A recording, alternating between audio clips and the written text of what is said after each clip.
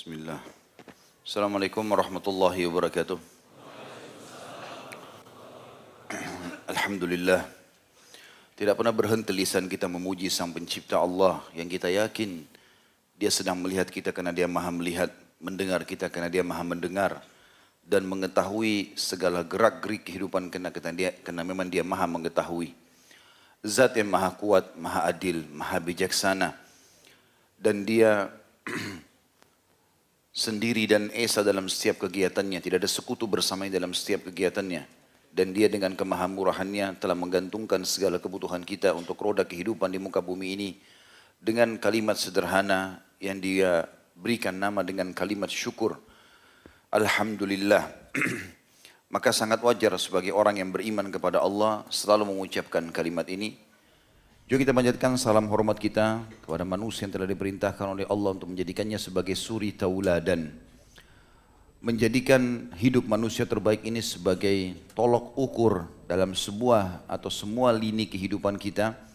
Baik itu dalam kehidupan bersosial, berumah tangga, berekonomi, berpolitik, akan membuahkan keberhasilan dan kesuksesan. Karena ini semua terlihat dalam kehidupan manusia terbaik ini. Selain diperintahkan oleh Sang Pencipta Allah dan dijadikan ibadah untuk menjadikannya sebagai suri tauladan, juga tentunya diperintahkan untuk mengucapkan kepadanya salam hormat penuh dengan keikhlasan dan cinta, dengan dijanjikan 1 kali salam hormat dibalas 10 kali tambahan rahmat yang berarti pengampunan dosa, peninggian derajat, pemenuhan segala kebutuhan. Maka sangat wajar kalau kita selalu mengucapkan salawat dan taslim kepada Nabi besar Muhammad sallallahu alaihi wasallam. Saudaraku seiman, hari demi hari berlalu tanpa kita sadari ataupun kita sadari, waktu terus berjalan. Dan beruntunglah orang-orang yang telah mengisi hari-harinya dengan amal saleh, ketaatan kepada Allah Subhanahu wa taala. Dan bagi orang yang melanggar dan mengurangi hak-hak Sang Pencipta Allah, masih ada kesempatan untuk bertaubat sebelum ajal datang. Hasan Basri berkata dalam nasihat-nasihatnya, "Wahai anak Adam, kalian tidak lain hanyalah kumpulan hari. Setiap satu hari berlalu, maka sebagian dari diri kalian pun ikut pergi. Tidaklah datang suatu hari dari hari-hari dunia ini melainkan ia selalu berkata, wahai manusia, sesungguhnya aku adalah hari yang baru, dan sesungguhnya aku adalah hari yang baru yang sesungguhnya aku akan menjadi saksi di hadapan Allah atas apa-apa yang kalian lakukan padaku." Saya ulangi, kata beliau, tidaklah datang suatu hari dari hari-hari dunia ini melainkan ia akan berkata, wahai manusia, sesungguhnya aku adalah hari yang baru dan sesungguhnya aku akan menjadi saksi di hadapan Allah atas apa-apa yang kalian lakukan padaku. Apabila matahari telah terbenam, maka aku akan pergi meninggalkan kalian dan tidak akan pernah kembali hingga hari kiamat. Dan nasihat demi nasihat disampaikan oleh para ulama yang mungkin kalau kita ingin menyebutkan satu persatu tidak akan pernah ada selesainya. Tapi kita ingin meniti beratkan teman-teman, berapa kali kita mengisi tablik akbar dan berapa kali antum hadir? Berapa kali antum beraktivitas sehari-hari? Makan, minum, interaksi dalam rumah tangga dengan anak-anak, lingkungan. Berapa kali cobaan-cobaan yang kita lalui dan berapa banyak nikmat yang sudah kita lalui. Semua itu akan ada garis akhirnya. Dan beruntunglah sekali lagi orang-orang yang mengisi waktunya dengan kebaikan-kebaikan. Orang-orang yang telah berhasil mengukir hidupnya dengan kebaikan adalah orang-orang yang telah meninggal dunia dan sudah tercatat dalam buku-buku sejarah kalau memang mereka telah mengukir semua dengan kebaikan. Dan manusia yang paling baik dari umat Muhammad SAW adalah para sahabat ridwanullahi alaihim. Orang-orang yang hidup bersama baginda Nabi SAW, melihat beliau menjabat tangannya, menjadi iparnya, menjadi mertuahnya, menjadi orang-orang yang menghabiskan waktu, fikiran, ide-idenya, hartanya untuk baginda Nabi SAW.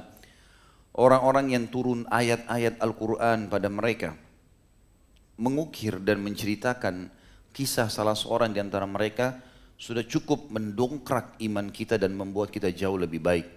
Bagaimana kalau kita hidup menjadi orang-orang ini yang sudah luar biasa? Dan Abdullah bin Mas'ud mengingatkan kepada kita, kalau kalian ingin belajar dari seseorang, belajarlah dari orang-orang yang telah wafat, maksudnya para sahabat Nabi Ridwanullahi alaihim, yang sudah jelas mereka meninggal dalam keadaan iman dan Islam.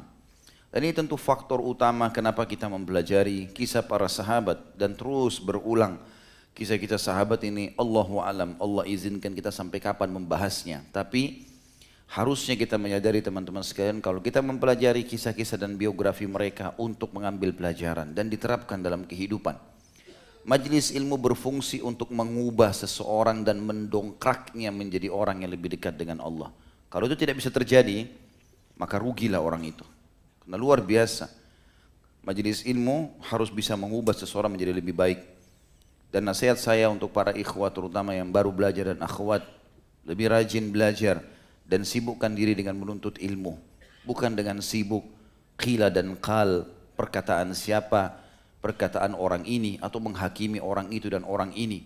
Tidak ada manfaatnya dalam kehidupan dia, hanya menyiapkan musuh-musuh pada hari kiamat. Karena waktu berlalu dan kalau sudah lewat tidak bisa kita perbaikin.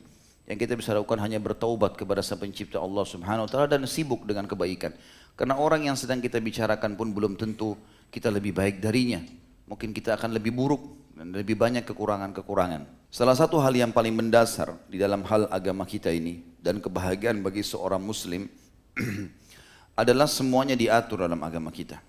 Semuanya diatur. Berhubungan dengan Sang Pencipta Allah atau berhubungan dengan para makhluk. Dan Islam betul-betul mengajarkan dengan sempurna. Di antaranya adalah hubungan sesama manusia. Dan ini juga sangat berpengaruh dalam mempertahankan iman kita. Misal dalam persahabatan atau persaudaraan, sangat kental sekali Islam mengajarkan masalah itu. Allah menyebutkan dalam Al-Quran surah Zukhruf ayat 67 yang bunyinya, A'udzu billahi minasyaitonir rajim, al-akhillau yawma idzin ba'duhum li ba'din aduun illal muttaqin. Teman-teman karib, sahabat-sahabat, teman bergaul, pada hari kiamat nanti akan bermusuh-musuhan satu sama yang lain kecuali orang-orang yang bertakwa. Orang mukmin dipandu. Kita tidak bisa hidup sendiri. Kalau hidup sendiri teman-teman sekalian eksklusif, kita akan kesulitan. Tapi kalau kita punya komunitas, maka berpengaruh. Kita jalan sendirian dengan penampilan kita yang islami misalnya, baik laki-laki ataupun perempuan, beda dengan kalau kita sedang berjalan dengan 2-3 orang yang mirip dengan kita, atau 10 orang, atau 100 orang. Makin banyak komunitas, maka makin kuat komunitas itu, maka akan baik dan kuat iman seseorang. Di dalam Islam sangat ditekankan masalah menjaga hubungan, terutama dengan sesama muslim. Bagaimana dia menjalin hubungan yang baik dengan dia. Ada yang dijadikan sahabat karib, ada yang dijadikan orang-orang yang harus dijalin ukhuwah secara global. Sehingga tidak memusuhi mereka, tidak memasukkan rasa benci dan dendam dalam hati kita. Seorang muslim saudara kita yang harusnya kita jaga hubungan dengannya. Dan jangan sampai dirusak, ditutupi aibnya, dinasihati kalau dia salah, diluruskan kesalahannya, dibantu kalau dia butuh bantuan. Ada seorang sahabat yang masyhur dalam hadis yang sahih disebutkan dalam riwayat Imam Ahmad dan Nasa'i, bahwasanya Nabi SAW pernah bersabda kepada para sahabat. Kata Anas bin Malik radhiyallahu anhu, kami pernah duduk bersama Nabi SAW lalu beliau bersabda, yatlu alaikumul ana rajulun min ahlil jannah. Masuk sekarang sebentar lagi dari pintu ini seseorang ahli surga. Maka kemudian mata sahabat semua tertuju ke pintu tersebut, lalu kemudian masuklah seseorang dari orang Ansar di situ. Air wudunya dalam riwayat ini dikatakan menetesi jenggotnya karena baru habis selesai wudu. Dia menenteng sepasang sendal dengan tangan kirinya. Lalu sahabat tidak ada yang tanya. Esok harinya Nabi SAW ulangi lagi.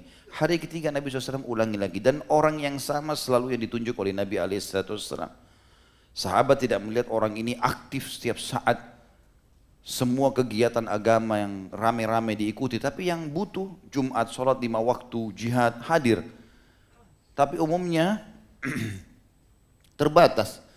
Kemudian Abdullah bin Amr bin As radhiyallahu anhuma mengatakan, aku ingin mengetahui orang ini. Lalu aku datang ke rumahnya lalu mengatakan, aku ingin menjadi tamu di rumahmu. Lalu aku pun tinggal selama 3 hari di rumahnya, mengikuti apapun aktivitasnya. Maka saya mengatakan, tidak ada sesuatu yang istimewa dari orang ini. Semuanya dikerjakan, apa yang dikerjakan aku sudah kerjakan. Kenapa Rasulullah SAW jamin buatnya surga? Setelah hari ketiga maka aku pun berkata, kata Abdullah bin Amr bin As radhiyallahu anhum ajma'in, sesungguhnya aku datang bertamu di rumahmu bukan karena butuh makanan dan minuman, bukan butuh untuk jadi tamu, tapi aku telah mendengarkan 3 hari Nabi SAW ulangi jaminan surga untukmu. Apa yang kamu lakukan? Kata orang tersebut, saya tidak seperti yang kau lihat, saya apa adanya. Artinya sholat malam pun bukan malam suntuk, tapi sepertiga malam. Sholat 5 waktu on time iya, tapi tidak ada secara khusus ibadah-ibadah, misal mengkhatam Al-Quran 30 juz dalam sehari, tidak juga. Maka kata Abdullah bin Amr bin As, saya pun ingin keluar, lalu orang itu panggil saya dan dia mengatakan kalimat. Kata Abdullah bin Amr bin As, ketika aku hendak pulang, ia pun memanggilku lalu berkata, tidak ada selain apa yang engkau lihat. Hanya saja, aku tidak memendam kebencian kepada seorang pun dari kaum muslimin. Dan aku tidak menyimpan dengki kepada seseorang yang diberikan kebaikan oleh Allah. Hatiku selalu bersih. Gak ada muslim yang aku musuhi. Selalu aku menganggap dia saudaraku, ada salah aku nasihatin, ada kebenaran aku dukung, dia butuh bantuan aku bantu. Dan tidak ada sama sekali rasa iri kalau dia punya kelebihan apapun. Ataupun dia punya kekurangan sehingga aku sebarkan aib tersebut. Maka kata Abdullah, inilah yang membuatmu mencapai derajat yang sulit kami jangkau. Yang sulit kami jangkau. Semua ini teman-teman sekalian adalah muqaddimah, pembukaan dari tokoh sahabat yang kita bahas. Sahabat yang kita bahas ini adalah tokoh yang luar biasa bernama Sa'ad bin Rabi' Al-Khazraji Al-Ansari radhiyallahu anhu. Sahabat Nabi yang mulia yang sangat menonjol di poin ukhuwahnya. Persaudaraannya sesama muslim yang mungkin tidak akan pernah terjadi, mungkin tidak akan pernah terjadi bagi setiap muslim sampai menjelang hari kiamat nanti. Karena di zaman sahabat saja, walaupun diketahui kisahnya beliau, belum pernah dinukil kepada kita, ada sahabat yang lain melakukan hal yang sama. Karena simbol ukhuwah, persaudaraan dalam Islam ini luar biasa dari Sa'ad bin Rabi' radhiyallahu anhu, sebagaimana nanti akan kita dengarkan kisahnya. Tentu ada 2 hal yang menonjol, yang masalah ukhuwah Islami dan juga beliau mati syahid dan mencintai jihad. Tapi jihad ini umumnya banyak sahabat yang mengerjakan. Tapi dalam ukhuwah dan pengorbanan dalam ukhuwah dan keikhlasan ini yang luar biasa. Sa'ad bin Rabi' ini, saudaraku seiman, adalah seorang tokoh Khazraj. Awal mula dia menjadi tokoh masyarakat di situ gara-gara ayahnya Rabi melihat orang-orang Yahudi suka menghina orang-orang Arab di Madinah. Kemudian karena mereka dianggap orang bodoh, tidak bisa membaca, tidak bisa menulis. Maka ayahnya Rabi pun mengutusnya untuk belajar. Belajar tulis, belajar baca gitu. Dan itu juga didukung oleh ibunya sendiri. Ayahnya bernama Rabi bin Amr dan ibunya Hazila bintu Inabah juga mendukung masalah itu. Akhirnya karena dia bisa baca dan tulis, dia menjadi tokoh masyarakat. Saat ini memiliki istri yang bernama Amrah binti Hizam dan juga Allah mengaruniai anak-anak, beberapa orang anak, terutama anak perempuan, dan yang paling masyhur adalah Jamilah yang dinikahi oleh Zaid bin Thabit. Tentu ada juga Amrah dan ada beberapa nama-nama anak Sa'ad radhiyallahu anhu, tapi yang paling menonjol 2 orang, Jamilah dan Amrah ini. Sa'ad bin Rabi' teman-teman sekalian, awal masuk Islamnya baginda Nabi SAW di Mekah, setiap saat mendakwahi orang-orang Mekah, tapi penolakan terjadi. Dari sekian ratus ribu penduduk Mekah, yang masuk Islam dalam 13 tahun hanya 153 orang saja. Itu pun 80 sekian tinggal di Ethiopia bersama Ja'far bin Abi Thalib radhiyallahu anhu ajma'in, sebagaimana sudah kita ceritakan di kisah Ja'far sebelum ini. Kemudian sekitar 70 orang ada di Mekah. Maka Nabi SAW coba mengekspansi dakwanya. Di antara yang Nabi SAW lakukan adalah memaksimalkan dakwah di musim haji.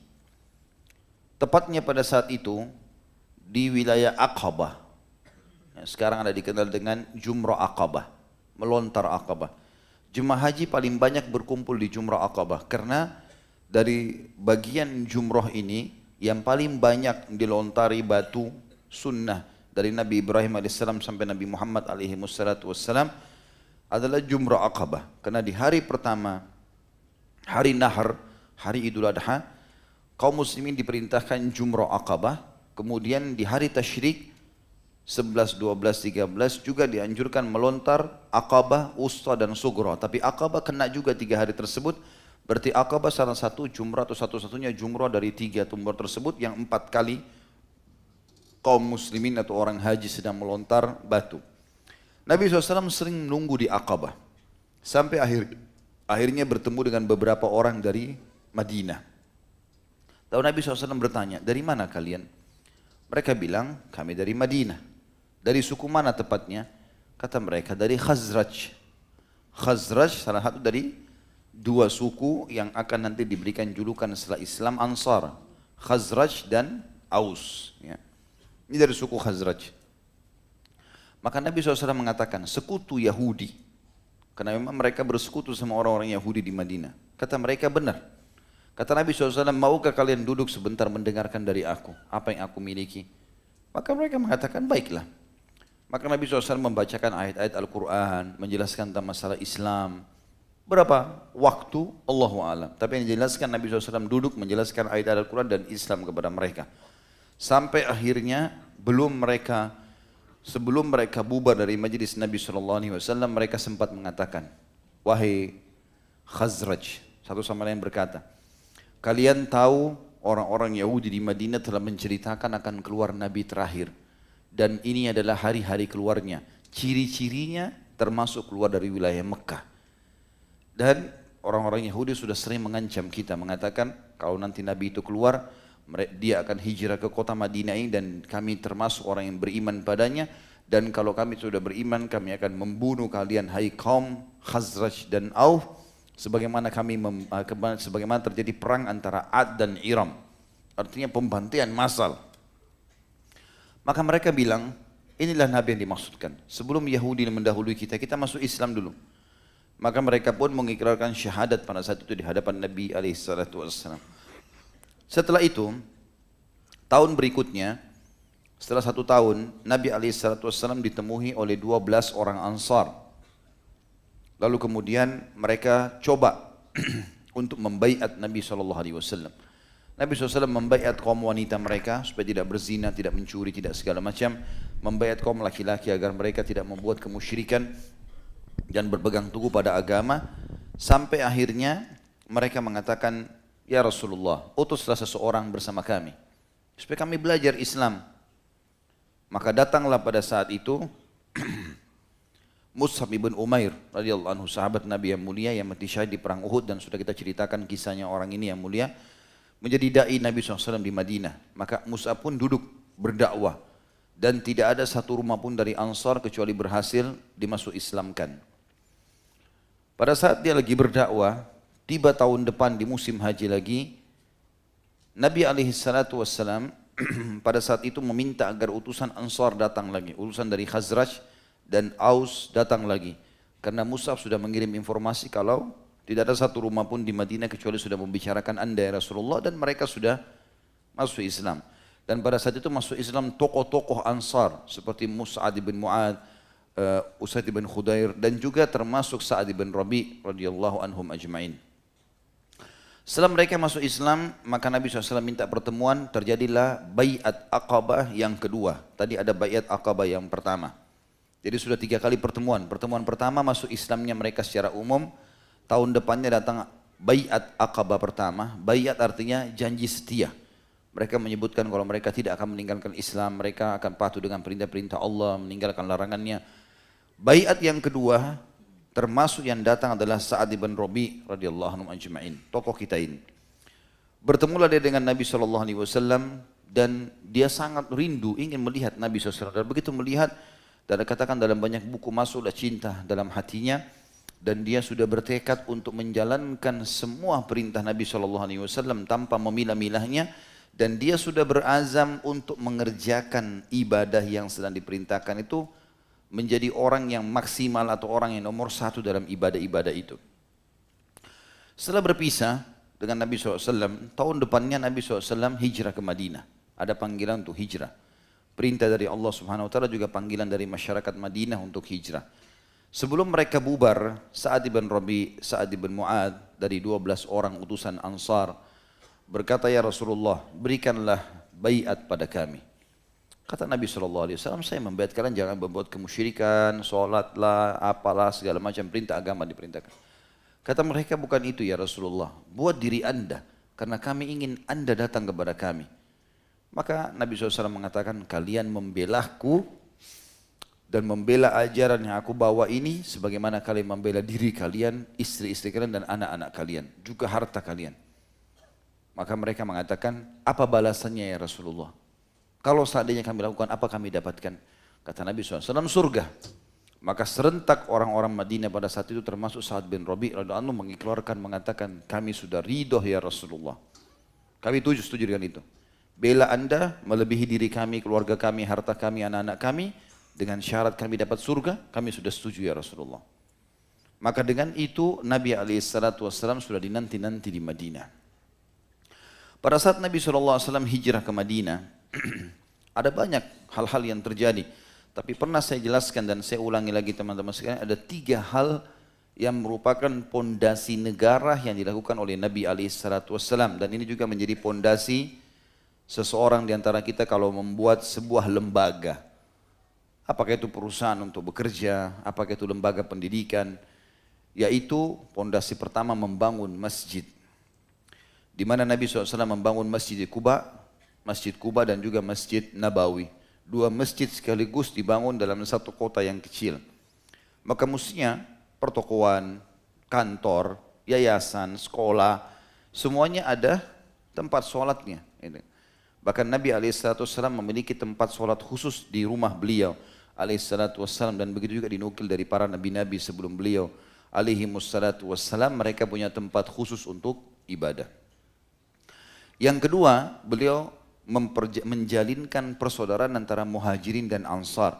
Dan ini pondasi dalam mendirikan sebuah negara, keakuratan sebuah negara, lembaga. Bagaimana pendatang baru, pegawai-pegawai baru, itu semuanya dipersaudarakan dengan pegawai lama atau penduduk asli tempat tersebut. Dan itulah yang terjadi. Nabi SAW persaudarakan antara muhajirin dan ansar.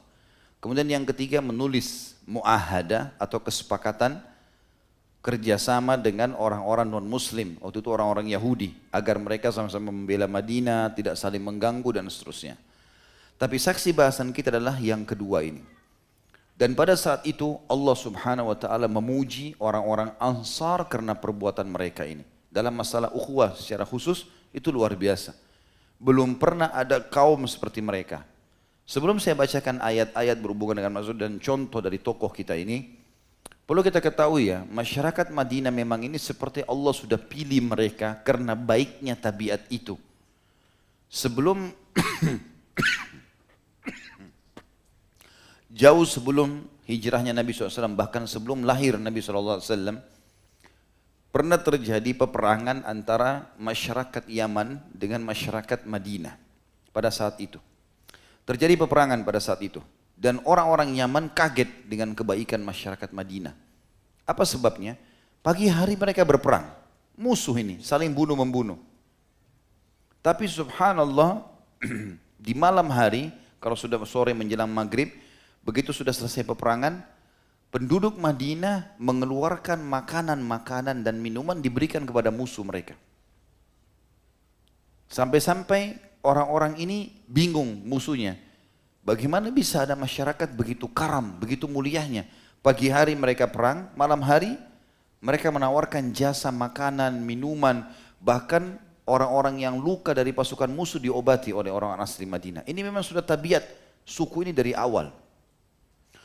Maka kita lihat setelah masuk Islam dan mereka mengetahui kebenaran saudaraku seiman, luar biasa. Jadi sulit untuk ditangkap dengan akal sehat pengorbanan mereka. Allah menceritakan dalam Al-Quran, dalam surah Al-Hasyr ayat 9. Saya bacakan ayatnya, A'udzubillahi minasyaitonirrajim, walladzina tabawwa'ud dara wal imana min qablihim yuhibbuna man hajara ilaihim wala yajiduna fi sudurihim haja wala yajiduna fi sudurihim hajatan mimma utu wa yu'thiruna ala anfusihim walau kana bihim khasasatun wa man yuqa syuhha nafsi fa ulaika humul muflihun. Dan orang-orang Ansar asli Madinah yang telah menempati kota Madinah dan telah beriman sebelum kedatangan mereka para muhajirin, mereka mencintai orang-orang yang berhijrah kepada mereka, suka dengan para pendatang. Ini muslim datang ke Jakarta atau datang di kotanya walaupun bukan sukunya, pendatang semua dihormati, cinta dengan orang-orang yang hijrah kepada mereka. Dan mereka tidak menaruh keinginan dalam hati mereka terhadap apa yang diberikan kepada mereka atau para muhajirin. Apapun yang dikasih kepada para muhajirin, mereka berlumba-lumba untuk memberikan itu. Nanti kita akan bahas khusus tentang masalah contoh-contoh ithar namanya. Bagaimana itharnya orang-orang Ansar, dan ithar artinya memaksakan diri untuk memberikan saudaranya muslim sesuatu apapun yang dibutuhkan walaupun dia sendiri butuh dengan itu. Maka Allah mengatakan, dan mereka mengutamakan muhajirin atas diri mereka sendiri. Meskipun mereka juga memerlukan apa yang mereka sedang berikan itu. Dan siapa yang dijaga dirinya dari kekikiran, maka mereka itu adalah orang-orang yang beruntung. Maka pada saat itu Nabi SAW mulai mempersaudarakan antara muhajirin dan ansar. Dan kisah yang paling masyhur dari tokoh kita Sa'ad bin Rabi' radhiyallahu anhu adalah persaudaraan dia dengan Abdurrahman bin Auf radhiyallahu anhu majma'in. Dan ini mungkin bukan lagi kisah asing. Hampir semua muslim kalau memang mempelajari tentang hijrah Nabi SAW tidak asing dengan kisah ini. Para alim ulama, para duat kaum muslimin, mereka pasti menyampaikan tentang kisah persaudaraan yang mulia. Banyak sahabat yang bersaudara, tapi yang paling menonjol diangkat kisah ini, Sa'ad bin Rabi' radhiyallahu anhu. Nabi SAW menunjuk kondisi para muhajirin, siapa di antara mereka yang tadinya kaya di Mekah, dipersaudarakan juga dengan orang kaya di Madinah. Maka di antaranya Abdurrahman bin Auf, orang kaya raya di Mekah. Luar biasa kekayaan di Mekah. Bahkan dikatakan Abdurrahman bin Auf adalah saingan Abu Bakar, saingan Utsman bin Affan dalam kekayaan di Mekah. Luar biasa kekayaannya. Tapi pada saat hijrah, istrinya nggak mau masuk Islam, anak-anaknya juga ditinggal semua di Mekah, kemudian hartanya diambil semua oleh orang Quraisy. Hijrah dengan baju di badan.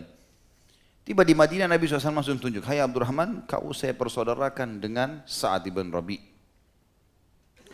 Begitu mendengar kalimat tersebut, Sa'ad meneteskan air mata. Dan kalimat pertama yang keluar dari lisan Sa'ad bin Rabi', saya ulang-ulangin kisah ini, saya baca sampai tidak sengaja netesin air mata. Mungkin karena sering kita dengar, tapi begitu kita renungin baik-baik, dan saya bayangkan kalau saya di posisi beliau, begitu luar biasanya hatinya bersih, dan bagaimana dia bisa lakukan itu. Maka kalimat pertama saat mengatakan, hai Abdurrahman, Rasulullah SAW telah mempersaudarakan kita karena Allah. Maka sebagai bukti cintaku padamu, yang paling pertama penawarannya, aku adalah orang terkaya di Madinah yang memiliki kebun kurma terbesar dan terluas. Maka mulai sekarang, hari ini, detik ini aku bagi dua. Bayangkan teman-teman, saya coba duduk merenungi, misal kita punya dua perusahaan. Atau satu perusahaan deh, asetnya misalnya 10 miliar. Antum bisa nggak kira-kira? Orang datang, muhajir, datang ke kita tahu orang muslim terkucil di Syria kah, di Palestina kah, datang ke Indonesia, kemudian kita persaudarakan diri kita dengan dia karena Allah, setengah saham perusahaan kasih ke dia. Ini bukan hal yang ringan. Sekarang saya tanya, nggak usah hal yang terlalu besar perusahaan. Kalau antum lapar, punya satu roti, lagi pengen makan, ada orang minta, kasih nggak? Hah? Ngaku saja nggak apa-apa. Masih mikir, saya mau kasih, tapi rotinya manis kesukaan saya nih. Saya lagi mau makan. sembunyi di bawah ketiaknya makan. Roti. Antum lagi naik motor, ada orang butuh, mau diantar. Atau punya mobil, atau mungkin ada orang mau numpang di rumah jadi tamu. Pernah berpikir nggak teman-teman sekalian, ini bukan main-main ya, ini bukan penawaran biasa. Sa'd bin Rabi mengatakan, kebun kurma ini teman-teman, kalau orang di Saudi, di Timur Tengah, dihitung orang kaya, itu bukan karena punya mobil Mercedes sekian banyak, atau Ferrari, atau yang jenisnya lah. Tapi orang yang punya kebun kurma itu baru orang kaya. Dia punya kebun kurma setengah Madinah ini paling besar dia punya. Setengahnya dikasih, ambil setengah punya kamu. Setengah saham perusahaanku ambil. Itu bukan hal yang ringan itu. Kita punya baju kecil saja, satu lemari, ada muhajir datang, setengahnya tanpa kita pilih ya. Ini setengah, ini baju lemari saya, setengahnya buat kamu. Pilih sendiri. Kira-kira bisa nggak antum lakukan?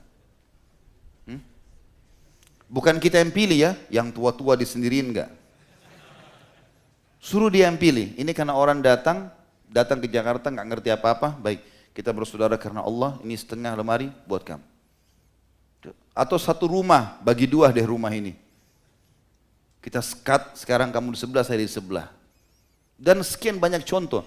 Saya coba merenungi lebih dalam teman-teman, setengah, bukan setengah, misalnya punya 10 kebun, satu kebun dibagi dua, enggak.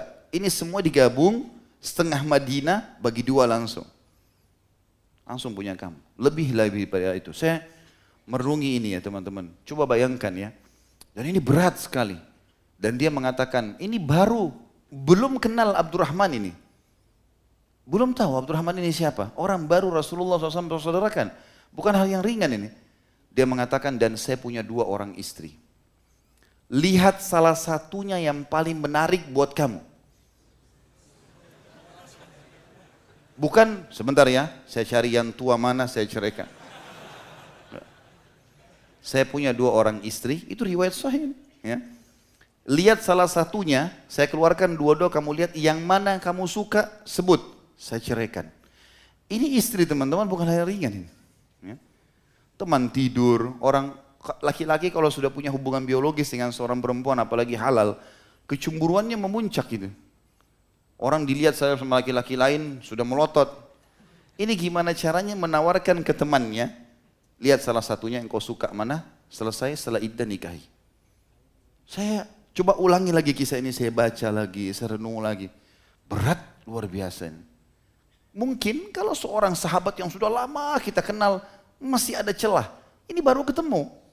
Belum pernah ketemu sebelumnya. Lihat bagaimana ukhuwah yang luar biasa gitu. Berapa banyak orang-orang teman-teman sekarang keluar masjid kita tahu sendalnya putus. Pernah antum kasih sendal? Nah, tawarkan, ini sendal pakai aja. Pura-pura nggak lihat putus sendalnya. Hah? Contoh. Antum antri di kamar mandi, ada orang mau masuk duluan. Pernah? Coba hal-hal yang kecil. Pertemukan itu dengan perilaku saat ini. Saya duduk merenung terus terang. Ini gimana bisa dilakukan oleh beliau ya? Di zaman itu ya. Bukan lahir dalam keadaan Islam ini. Mu'allaf ini baru masuk Islam. Baru masuk Islam 2-3 tahun. Gitu kan. Plus lagi Abdurrahman tidak dikenal. Hanya untuk membuktikan memang saya cinta karena Allah ini. Begitu luar biasanya. Dan ini perbuatan yang luar biasa dan ini yang Allah SWT sebutkan dalam Al-Quran dari surah Al-Hasyr. Wa yu'thiruna ala anfusihim walau kana bihim khasasah, dan mereka mengorbankan diri mereka walaupun mereka butuh itu. Walaupun mereka butuh. Sebagian ulama mengatakan, dan ini pendapat yang paling kuat, mengatakan bahwasanya saat serius dengan itu, bukan main-main, bukan cuma basa-basi. Ada kan orang begitu ya, nggak apa-apa nginap di rumah saya, tapi dalam hatinya mudah-mudahan dia nggak mau. Hah? Kan mungkin ada orang begitu mungkin ya. Atau ini pakai aja, oh mudah-mudahan dia nggak mau nih ya, batal mudah-mudahan, apalah. Ini enggak, memang nggak main-main, betul-betul luar biasa nih. Serius, Abdurrahman mau dikasih langsung. Selesai nih, diiklankan. Tapi Abdurrahman juga tentu orang-orang yang luar biasa imannya, sebagaimana disebutkan oleh para ulama, yang luar biasa. Dia bahkan mengatakan, tentu saja ya, tidak ada sesuatu yang lebih baik daripada saya mengucapkan semoga Allah memberkahi di hartamu dan keluargamu. Semoga makin banyak berkahnya, makin memuaskan kamu. Harta yang kamu kasih tadi, semoga Allah berkahi. Juga keluargamu, istrimu, semoga lebih bahagia dengan kamu lagi. Aku tidak butuh keduanya. Tunjukkan saja pasar, saya mau dagang. Lalu saat memenuhi, ditunjukkan pasar. Dalam 2 minggu saja Abdurrahman bin Auf masuk pasar dagang, tiba-tiba datang ke masjid Nabi SAW, lalu kemudian udah pakai baju bagus dan ada warna kekuning-kuningan. Di zaman itu minyak wangi yang wangi itu warnanya kuning. Gitu kan? Warna kekuning-kuningan. Maka pada saat itu, ya, Nabi SAW lihat ini biasanya tanda orang baru menikah. Kata Nabi SAW, wahai Abdurrahman, apa yang terjadi denganmu? Dia mengatakan, aku sudah menikahi seorang wanita Ansar ya Rasulullah. Kata Nabi SAW, apa yang kau kasih sebagai maharnya? Dia bilang, emas, ukurannya seperti biji kurma. Kata Nabi SAW, awlim walau bisyat, iklankan walaupun hanya dengan seekor kambing saja. Tapi kita bisa lihat di sini bagaimana luar biasa perbuatan Sa'ad. Dan ternyata ini, walaupun Sa'ad yang paling menonjol, juga ini menyebar di seluruh Ansar. Hampir seluruh Ansar sama. Bahkan mereka teman-teman sekalian di Madinah, mereka seperti saling berlumba. Ini kalau ada orang muhajir, ditawarkan ke rumah. Ternyata ada 3 orang yang ditawarkan. Kamu tinggal di rumah saya. Ini bukan bertamu 2-3 hari ya. Selama mereka hidup di Madinah, menikah di Madinah, tinggal di rumah saya. Sampai anak cucunya silahkan. Maka nanti kita akan bahas kisah-kisah teman-teman luar biasa. Nggak masuk di akal bagaimana itharnya orang-orang Ansar. Nanti kita bahas di masalah durus wal ibar. Di pelajaran-pelajaran. Luar biasa. Tapi ini menyebar. Di antaranya ada 1 orang, kata Nabi SAW, ini muhajir, siapa yang mau jadikan sebagai tamunya? Ada 1 sahabat dari Ansar, miskin sekali. Keadaannya miskin, langsung angkat tangan, saya Rasulullah. Kata Nabi SAW, bawa ke rumahmu. Ini sekarang bukan bertamu sehari 2 hari sekali lagi ya. Semua muhajir yang tiba di Madinah, diperintahkan oleh Nabi SAW untuk orang-orang Ansar menjamu mereka di rumah. Jadi bagian dari keluarganya, tinggal di rumahnya. Maka pergilah ke rumah tersebut, kemudian dia tanya istrinya, kita punya tamu dari muhajir, ada makanan enggak? Enggak ada makanan. Tinggal ada makanan buat anak kita masih bayi, kecil, makanan bayi. Gandum yang dihaluskan, kasih air sedikit. Kata dia, baiklah, naik kamu sama anak-anak di lantai 2 rumah, ya. Kemudian matikan, padamkan. Waktu itu ada penerangan dengan sumbu, padamkan supaya tamu tahu kita tidur, buatkan makanan itu. Dibuatlah makanan tersebut, kemudian dihidangkan. Lalu dia bilang, orang ini bilang, saya mau istirahat. Silakan kamu nikmati makan, ini tempat tidur kamu, anggap rumah sendiri. Lalu kemudian ditinggal. Dia sama istrinya sama anaknya kelaparan di atas. Karena kelaparan semalam suntuk nggak bisa tidur nih. Semalam suntuk nggak bisa tidur. Lalu besok pagi mereka bertemu dengan Nabi SAW. Sholat subuh nih si Ansar ini. Nabi SAW senyum kepada dia. Lalu dia mengatakan, kenapa ya Rasulullah Anda tersenyum? Kata Nabi SAW, dahikallahu laylah au ajibah min fa'alikuma. Sesungguhnya Allah tertawa dan takjub dengan perbuatan kalian berdua. Maksudnya suami istri. Allah tahu kalian tadi malam kelaparan, kalian sengaja matikan lampu supaya tamu tidak malu untuk makan. Seperti itu luar biasa menyebarnya kebaikan-kebaikan mereka di Madinah. Kemudian kita masuk teman-teman sekalian, itu nanti kita akan bahas panjang lebar dalam masalah durus wal ibar, pelajaran-pelajaran ya, dan manakibnya beliau. Saya masih baca secara umum dulu. Juga Sa'ad bin Rabi radhiyallahu anhu adalah orang-orang yang luar biasa. Dalam selain masalah ukhuwah, menonjol dalam masalah semua permintaan Nabi SAW. Sedekah selalu juga di nomor 1, maju untuk memberikan bersama dengan Abu Bakar dan Umar, serta sahabat-sahabat Nabi yang lain. Dalam masalah jihad, luar biasa. Kiprahnya luar biasa gitu. Sampai pernah Abu Bakar radhiyallahu anhu berkata kepada Umar bin Khattab di zaman khilafahnya beliau. Waktu Amrah binti Sa'ad bin Rabi radhiyallahu anhum ajma'in, ini anak perempuannya yang masyhur, datang bertamu ke rumah Abu Bakar. Maka Abu Bakar pun dalam riwayat ini dikatakan menyiapkan ya, tempat duduk untuk Amrah, masuk. Tapi di situ tentu ada orang-orang. Maka Umar pun masuk di rumah, pamit. Kata Nabi kata Umar bin Khattab, kata Abu Bakar radhiyallahu anhu, wahai Umar, telah datang wanita yang ayahnya lebih baik daripada aku dan kamu. Maka hormatilah dia. Kata Umar, siapa itu wahai Khalifah Rasulullah? Siapa yang anda maksudkan? Kata Abu Bakar, Amrah binti Sa'ad bin Rabi. Ini anaknya Sa'ad bin Rabi. Dia jelas lebih baik daripada aku dan kamu. Karena dia telah meninggal dan mati syahid serta menuju ke surga. Sementara aku sama kamu masih belum menuju ke sana. Dia masih hidup. Ini tentu bentuk tawaduknya Abu Bakar radhiyallahu anhu. Tapi kita bisa lihat bagaimana sebenarnya di sini pujian Abu Bakar pun kepada Sa'ad radhiyallahu anhu. Dalam banyak peperangan dia hadir seperti perang Badar, hadir di perang pengusiran suku Nadhir. Kemudian banyak peperangan-peperangan sampai puncaknya perang Uhud, barulah dia meninggal mati syahid pada saat itu. Sa'ad bin Rabi' radhiyallahu anhu mendengarkan banyak sekali riwayat berhubungan dengan masalah jihad dan dia sangat merindukan itu. Bagaimana dia bisa mati syahid di jalan Allah Subhanahu wa taala. Maka pada saat perang Uhud dia sudah bertekad tidak akan pernah mau kembali dalam keadaan hidup. Sudah niat untuk mati syahid pada saat itu. Dan Allah Subhanahu wa taala mengabulkan setelah dia membunuh seorang kafir bernama Rifa'ah bin Abi Rifa'ah, maka dia pun akhirnya sempat diserang dan dikeroyoki oleh rame-rame orang-orang Quraisy sampai tidak tertinggal satupun sisi di tubuhnya kecuali sudah ada sabetan pedang. Dalam beberapa riwayat dikatakan ditemukan 70 sabetan pedang dan hantaman tombak di tubuh Sa'ad radhiyallahu anhu. Maka Nabi SAW pada saat selesai perang Uhud, karena melihat memang keadaannya pada saat itu kaum muslimin terdesak dan banyak yang terpukul, ya, terbunuh maksudnya. Di antaranya Sa'ad radhiyallahu anhu jatuh dan seluruh tubuhnya, sebagian athar menyebutkan dari kepalanya keluar darah, netes darah, tinggal nafas-nafas terakhir. Kata Nabi SAW, siapa di antara kalian pada saat sudah dikumpulkan jenazah-jenazah muslimin, lalu disuruh sebar di kancah peperangan Uhud, suruh tarik, cari. Nabi SAW pesan khusus, siapa yang bisa mencarikan untuk saya Sa'ad bin Rabi? Khusus dicari oleh Nabi SAW. Maka kata Zaid bin Thabit radhiyallahu anhu, aku pun mengatakan aku ya Rasulullah. Maka aku pun mencari di antara jenazah-jenazah dan akhirnya aku menemukan Sa'ad bin Rabi berada di korban-korban yang jatuh. Di tubuhnya terdapat 70 luka antara tusukan tombak, tebasan pedang, dan ada pula tusukan atau anak-anak panah yang melengket di tubuhnya. Aku berkata kepadanya, wahai Sa'ad, sesungguhnya Rasulullah SAW menyampaikan salam kepadamu.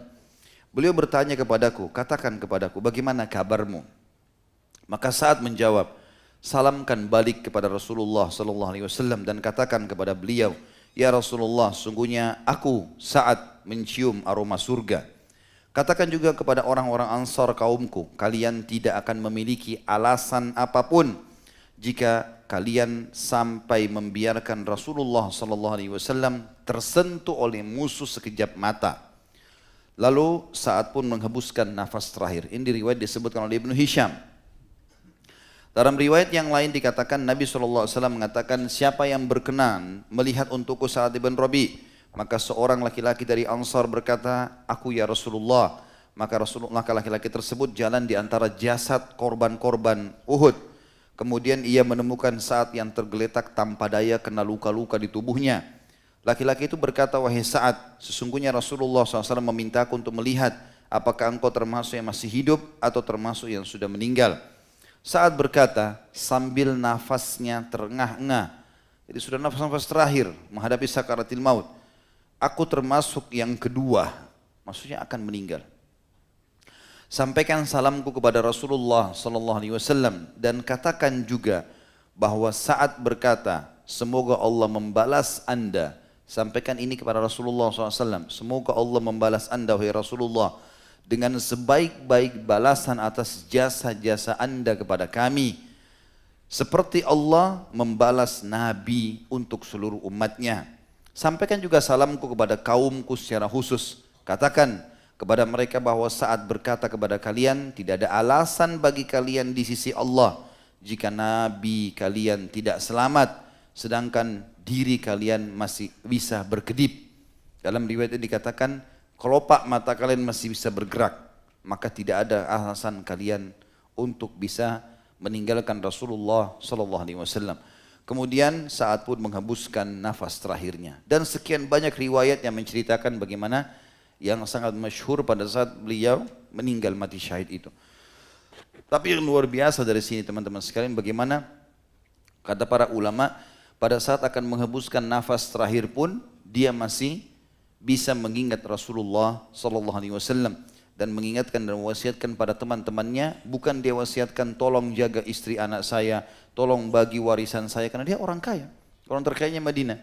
Tapi dia mewasiatkan bahwasanya ingatkan kepada kaumku, tidak akan pernah ada alasan di depan Allah SWT hari kiamat kalau kalian masih bisa berkedip kelopak mata kalian dan kalian memberikan Rasulullah SAW terbunuh ataupun tersakiti oleh musuh. Dan setelah beliau meninggal pun dikatakan turun ayat Al-Quran dalam kehidupannya atau setelah matinya, maaf, yang berhubungan dengan masalah warisan anak perempuannya atau anak-anaknya. Disebutkan dari Jabir bin Abdullah radhiyallahu anhuma, ia berkata, istri Sa'ad ibn Rabi datang kepada Nabi SAW sambil membawa dua anak perempuannya lalu berkata, wahai Rasulullah, ini adalah dua anak perempuan Sa'ad, ayah mereka terbunuh bersama anda di perang Uhud sebagai syahid. Paman mereka menguasai harta mereka dan tidak menyisakan apapun untuk mereka berdua, padahal keduanya tidak menikah kecuali dengan harta. Artinya, zaman itu belum turun bab tentang masalah warisan. Jadi waktu itu masih berjalan, walaupun muslimin berjalan hukum jahiliyah dalam masalah warisan. Yaitu kalau ada orang meninggal tidak punya anak laki-laki, maka seluruh hartanya diambil oleh saudaranya. Anak perempuan tidak boleh dapat bagian apa-apa. Maka Nabi SAW bersabda, Allah telah menurunkan ayat untuk memutuskan perkara ini. Kemudian Allah menurunkan ayat warisan. Setelah itu beliau pun menyebutkan, ini tentu ada disebutkan di surah An-Nisa, ya, beberapa ayat berhubungan dengan warisan. Lalu Nabi SAW bersabda, a'ti bintai Sa'din ats-tsulutsain wa a'ti ummahuma ats-tsumun wa ma baqiya fahuwa lak. Berikanlah dua anak perempuan Sa'ad sepertiga, 2/3 harta, ibu mereka 1/8 dan sisanya boleh diambil olehmu, oleh saudaranya maksudnya. Yang disebutkan oleh Ibnu Sa'ad dalam kitab At-Tabaqat. Dan juga disebutkan, tentu kitab Tabaqat di jilid 3 halaman 350 dan Imam Tirmidzi menyebutkan di nomor 2093. Dan tentu ini saja penutupan dari kisah Sa'ad yang ditulis dalam buku kita ini, dan kita coba masuk ke poin-poin yang sudah saya susunkan. Di antaranya terdiri dari dua yang sudah biasa, tentu ini ciri khas dari pengajian kita berhubungan dengan sahabat, yaitu manaqib beliau, keutamaan Sa'ad yang bisa disusun dalam poin-poin, dan juga kita akan masuk hal yang lebih besar daripada itu adalah pelajaran-pelajaran yang bisa kita dapatkan. Yang pertama tentunya manaqibnya, keutamaan beliau adalah beliau termasuk orang-orang yang pertama masuk Islam dari kaum Ansar. Bahkan beliau sempat menjadi salah satu utusan Ansar di Bai'at Aqabah yang kedua. Yang berarti hasil baiat itu diterapkan di Madinah dan beliau juga termasuk orang yang panen pahala. Hukum-hukum Allah yang diterapkan pada saat itu. Yang kedua, beliau termasuk golongan Ansar. Selain dari termasuk orang yang pertama masuk Islam, beliau juga sendiri orang Ansar.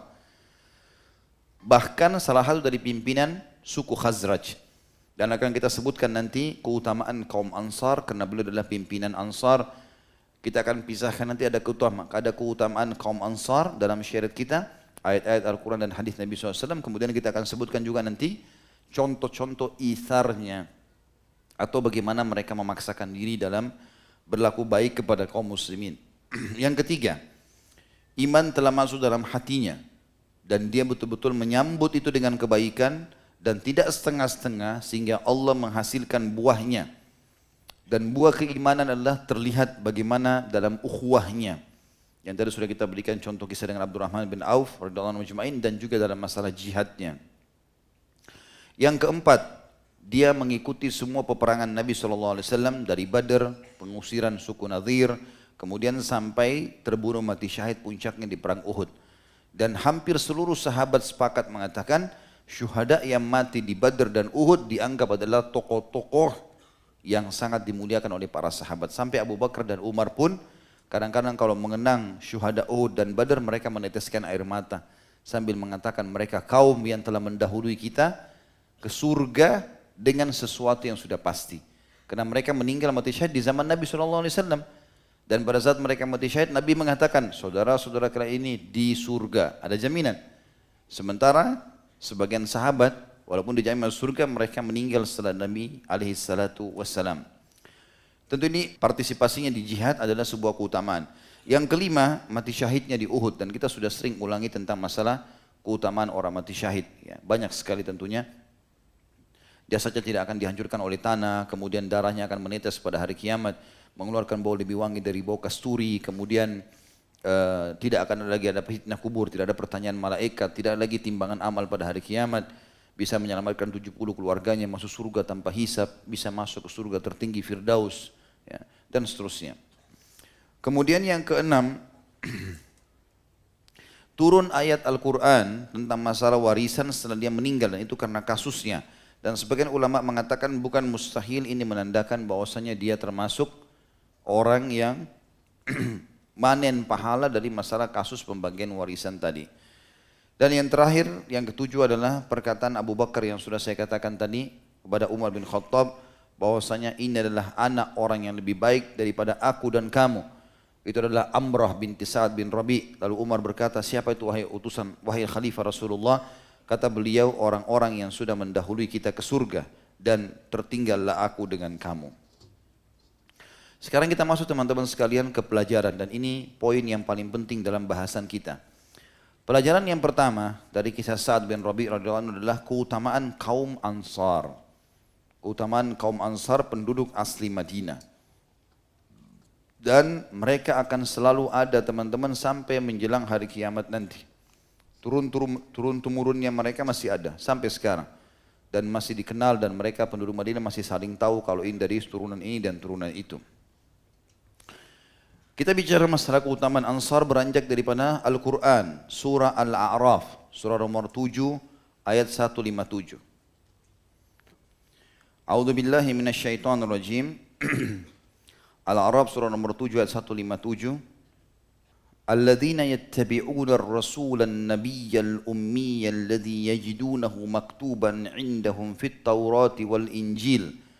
مكتوبا عندهم في التوراة والإنجيل يأمرهم بالمعروف وينهاهم عن المنكر ويحل لهم الطيبات ويحرم عليهم الخبائث ويضع عنهم إصرهم والأغلال التي كانت عليهم فالذين آمنوا به وأزروه ونصروه واتبعوا النور الذي أنزل معه أولئك هم المفلحون.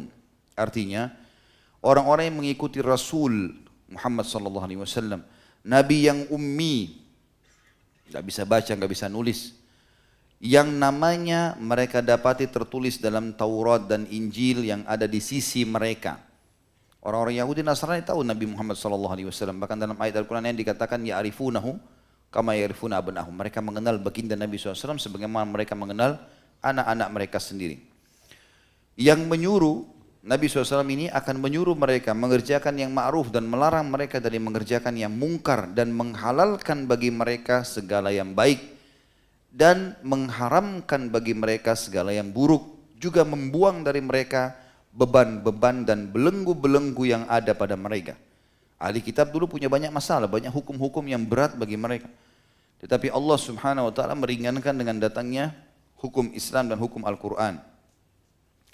Lalu penutupan ayat ini saksi bahasan kita, maka orang-orang yang beriman kepadanya, memuliakannya, menolongnya, dan mengikuti cahaya yang terang yang diturunkan kepadanya, maksudnya Al-Quran, mereka itu adalah orang-orang yang beruntung. Mereka adalah orang-orang yang beruntung. Dan kata para ulama, penutupan ayat ini yang menjadi saksi bahasan.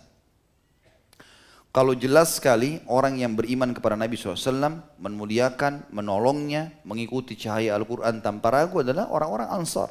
Di antaranya adalah orang-orang Ansar tentunya.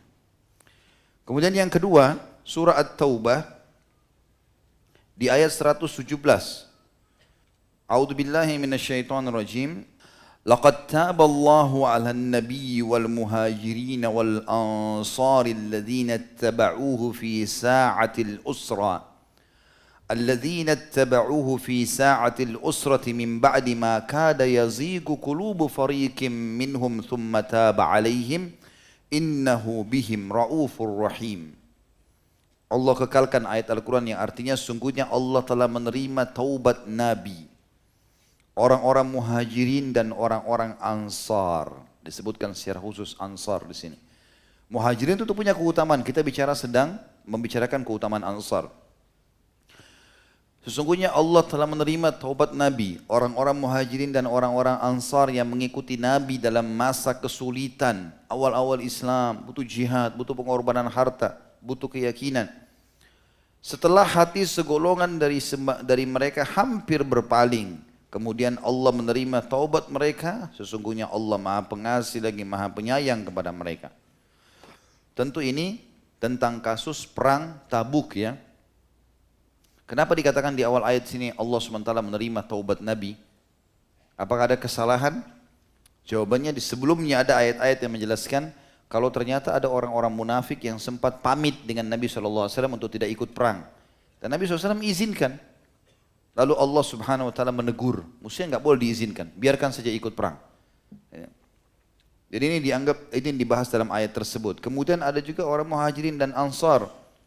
Mereka pada saat itu juga sempat ada yang bimbang ikut atau enggak ya di perang Tabuk di musim panas, buah kurma lagi mau berbuah gitu ya. Ada bahasa sendiri dalam masalah perang Tabuk, tapi akhirnya mereka bertobat kepada Allah Subhanahu Wa Taala dan Allah memastikan kekal dalam Al-Quran kalau Allah menerima taubat mereka. Kemudian dalil yang selanjutnya adalah surah Al-Hasyr tadi ayat 9 dan ini sudah kita baca tadi, saya langkahi saja. Kemudian di dalam ayat yang lain juga disebutkan, Al-Hasyr ini 2 ayat ya. Mungkin kita buka saja surah Al-Hasyrnya. Ayat 9 tadi sudah saya baca tapi ayat 10-nya belum dibaca. Ya, surah nomor 59 ya. A'udzubillahi minasyaitonirrajim. وَالَّذِينَ تَبَوَّأُوا الدَّارَ وَالْإِيمَانَ مِنْ قَبْلِهِمْ يُحِبُّونَ مَنْ هَاجَرَ إِلَيْهِمْ وَلَا يَجِدُونَ فِي صُدُورِهِمْ حَاجَةً مِمَّا أُوتُوا وَيُؤْثِرُونَ عَلَى أَنفُسِهِمْ وَلَوْ كَانَ بِهِمْ خَصَاصَةٌ وَمَنْ يُوقَ شُحَّ نَفْسِهِ فَأُولَئِكَ هُمُ الْمُفْلِحُونَ. Dan orang-orang yang telah menempati kota Madinah dan telah beriman, maksudnya orang Ansar, sebelum kedatangan orang-orang muhajirin, dan mereka Ansar mencintai orang-orang yang hijrah kepada mereka, maksudnya orang-orang muhajirin. Dan mereka orang Ansar tidak menaruh keinginan dalam hati mereka terhadap apa-apa yang diberikan kepada muhajirin. Dikasih rumah, dikasih kuda, dikasih unta, dikasih apa saja, mereka tidak saling cemburu. Dan mereka mengutamakan orang-orang muhajirin atas diri mereka sendiri, sekalipun mereka dalam kesusahan. Dan siapa yang dipelihara dari kekikiran dirinya, mereka itu adalah orang-orang beruntung. Itu sudah kita bacakan. Sekarang kita tambah dengan ayat 10-nya surah Al-Hasyr. وَالَّذِينَ جَاءُوا مِنْ بَعْدِهِمْ يَقُولُونَ رَبَّنَا اغْفِرْ لَنَا وَلِإِخْوَانِنَا الَّذِينَ سَبَقُونَ بِالْإِيمَانِ وَلَا تَجْعَلْ فِي قُلُوبِنَا غِلًّا لِلَّذِينَ آمَنُوا رَبَّنَا إِنَّكَ رَءُوفٌ رَحِيمٌ. Ayat 9 Allah memuji muhajirin dan ansar, terutama orang-orang ansar, karena mereka memaksakan diri memberikan berkorban untuk para muhajirin. Kita yang datang sekarang setelah mereka meninggal diperintahkan oleh Allah, dan orang-orang yang datang sesudah mereka, para muhajirin dan ansar, kita enggak hidup bersama dengan mereka, kita ini diajak bicara sama Allah. Mereka berdoa, ya Rabb kami, berilah ampun kami dan saudara-saudara kami yang telah beriman lebih dulu daripada kami, dan janganlah engkau membiarkan kedengkian dalam hati kami terhadap orang-orang yang beriman. Ya Rabb kami, sungguhnya engkau Maha Penyantun lagi Maha Penyayang. Maksudnya adalah bagaimana Allah Subhanahu Wa Taala mengekalkan permohonan ampun setiap muslim sampai menjelang hari kiamat untuk orang-orang Ansar. Ya. Karena memang ayat 9-nya tadi menceritakan tentang mereka. Lalu ayat 10 memerintahkan kita mendoakan mereka. Juga dalam perang Hunain, ada hal yang luar biasa teman-teman sekalian dalam keutamaan Ansar ini. Dalam perang Hunain, kaum Ansar pada saat itu merasa sedih melihat Nabi SAW membagi-bagikan harta rampasan perang. Nabi SAW berikan kepada Abu Sufyan 100 ekor unta. Abu Sufyan sempat mengatakan juga, berikan juga buat saya, anak saya dikasih lagi, si fulan dikasih, si fulan dikasih. Semuanya muhajir dikasih. Pada saat sudah dikasih semuanya teman-teman sekalian, Sa'ad radhiyallahu anhu, ini di sini yang hadir adalah salah satu pimpinan Ansar, bukan Sa'ad bin Rabi, bukan juga Sa'ad bin Mu'adz, ya. Ada lagi yang lain yang mengatakan, ya Rasulullah, sesungguhnya orang-orang Sa'ad bin Ubadah namanya, dia mengatakan, ya Rasulullah, sesungguhnya orang-orang Ansar punya beban dalam jiwa mereka. Kata Nabi SAW, kenapa? Karena Anda membagi-bagikan harta rampasan perang untuk semua orang. Sampai ada di antara mereka, ya Rasulullah, yang berkata, sungguh Rasulullah SAW sudah melupakan kita setelah bertemu dengan sukunya orang Quraisy, kemudian berhasil merebut Mekah, pasukan intinya pasukan Ansar, gitu kan? Lalu kemudian beliau membagi-bagi harta rampasan perang merupakan kami. Kata Nabi SAW, wahai Sa'ad bin Ubadah, ini juga pimpinan setelah Sa'ad bin Rabi dan Sa'ad bin Mu'adz mati syahid. Radhiyallahu anhu ajma'in, Sa'ad bin Rabi meninggal mati syahid di perang Uhud, Sa'ad bin Mu'adz meninggal di perang Bani Quraidah, setelah perang Bani Quraidah, dan ini Sa'ad bin Ubadah, pengganti mereka. Maka dikatakan, kata Nabi SAW, apakah sudah sampai pada tingkat itu? Kata Sa'ad, iya ya Rasulullah. Kata Nabi SAW, bagaimana dengan kau hai Sa'ad? Sa'ad bin Ubadah mengatakan, aku bagian dari kaumku ya Rasulullah. Aku enggak tahu mau jawab apa.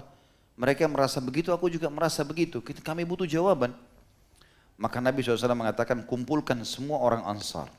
Tapi tidak boleh ada yang ikut selain mereka. Dikumpulkanlah. Setelah mereka semua berkumpul, Nabi SAW lalu mengatakan, wahai Ansar, telah sampai kepadaku berita tentang pernyataan kalian. Maksudnya pernyataan kalian, Nabi SAW sudah tahu. Kalian mengatakan setelah Mekah dibebaskan, di perang Hunain juga menang lawan suku Hawazim, banyak harta rampasan perang, dibagi-bagiin untuk orang, kita nggak dikasih, kita sudah dilupain dan seterusnya. Sudah sampai kepadaku. Wahai Ansar, aku ingin menyampaikan, bukankah kalian ketika aku datang dulu dalam keadaan sesat, sembah berhala, nggak ngerti apa-apa tentang Islam. Lalu dengan aku datang, Allah memberikan kalian hidayah melalui perantara aku. Lalu orang-orang Ansar tundukkan kepala. Mereka mengatakan, sesungguhnya milik Allah dan Rasulnya lah kemuliaan. Kata Nabi SAW, bukankah ketika itu kalian masih bermusuh-musuhan? Karena dulu Aus dan Khazraj perang-perangan nih. Dan 3 suku Yahudi, Kainuka, Nadir dan Quraidah, sengaja membagi diri, membiayai ini dan ini supaya ini perang terus. Jadi mereka selalu merasa aman. Ini salah satu ciri orang-orang Yahudi pada saat itu. Mereka lakukan perbuatan tersebut. Maka kata Nabi SAW, bukankah kalian dulu bermusuh-musuhan, tapi setelah aku datang, nggak ada lagi permusuhan-permusuhan itu. Lalu mereka mengatakan, sesungguhnya milik Allah dan Rasulnya kemuliaan. Lalu kata Nabi SAW, bukankah kalian dulu menderita? Artinya pendapatan pas-pasan. Dan setelah aku datang, Allah membukakan rezeki buat kalian dan kelapangan. Dan memang betul. Setelah Nabi SAW datang, makin banyak hasil-hasil kebun kurma mereka. Makin kaya raya Ansar, apalagi setelah apa yang mereka lakukan dengan kaum muhajirin. Maka mereka menjawab juga mengatakan Allah dan Rasulnya lebih pemurah dan lebih utama. Selanjutnya Nabi SAW mengatakan, wahai Ansar, kalian bisa menjawab. Bukankah kalian bisa menjawab? Atau maknanya adalah kenapa kalian tidak jawab? Kata orang-orang Ansar serentak, apa yang harus kami jawab wahai utusan Allah? Dan bagaimana kami harus menjawab? Sementara kemuliaan dan juga kepemurahan atau keutamaan hanya milik Allah dan Rasulnya. Kata Nabi SAW, demi Allah, bila kalian mau, tentu kalian bisa menjawab. Anda datang pada kami dalam keadaan didustakan di Mekah. Dan kami benarkan. Anda sebagai orang yang dihinakan, lalu kami bela. Anda datang sebagai orang yang menderita, lalu kami santuni. Maka para Ansar pada saat itu menundukkan kepala mereka, karena mendengarkan bagaimana Nabi SAW sebutkan kebaikan mereka. Sambil mereka menangis, dan mereka mengatakan kemuliaan hanya untuk Allah dan Rasulnya. Rasulullah SAW bersabda mengatakan, wahai Ansar, apakah kalian jengkel dan marah kepadaku dengan tidak menerima sedikit dari harta dunia yang tidak ada artinya? Dengan sedikit itu, aku hendak melunakkan hati kaum yang baru masuk Islam, baru memeluk Islam. Dan kalian sendiri sudah kuat imannya dan sudah lama masuk Islam. Kalian tidak butuh itu. Wahai Ansar, bagaimana pendapat kalian pada saat orang-orang membawa harta-harta, unta dan kambing, dan kalian membawa pulang Rasulullah sallallahu alaihi wasallam? Aku pun tidak ambil ghanimah itu. Aku ikut pulang dengan kalian. Demi Allah, apa yang kalian bawa pulang jauh lebih baik daripada apa yang mereka bawa pulang. Demi Allah, atau demi yang jiwa Muhammad dalam genggamannya, kalau bukan karena hijrah, maka aku pasti akan menjadi salah seorang dari orang Ansar. Bila orang-orang melewati sebuah lereng dan Ansar melewati lereng yang lain, niscaya aku akan turut di lereng yang dilewati oleh Ansar. Ketahuilah, kalian akan menghadapi banyak cobaan sepeninggalku nanti. Banyak masalah nih. Ya. Karena itu bersabarlah hingga kalian berjumpa denganku di telaga. Lalu Nabi SAW mendoakan mengatakan, ya Allah, limpahkanlah rahmatmu kepada Ansar, anak-anak Ansar dan seluruh keturunan Ansar.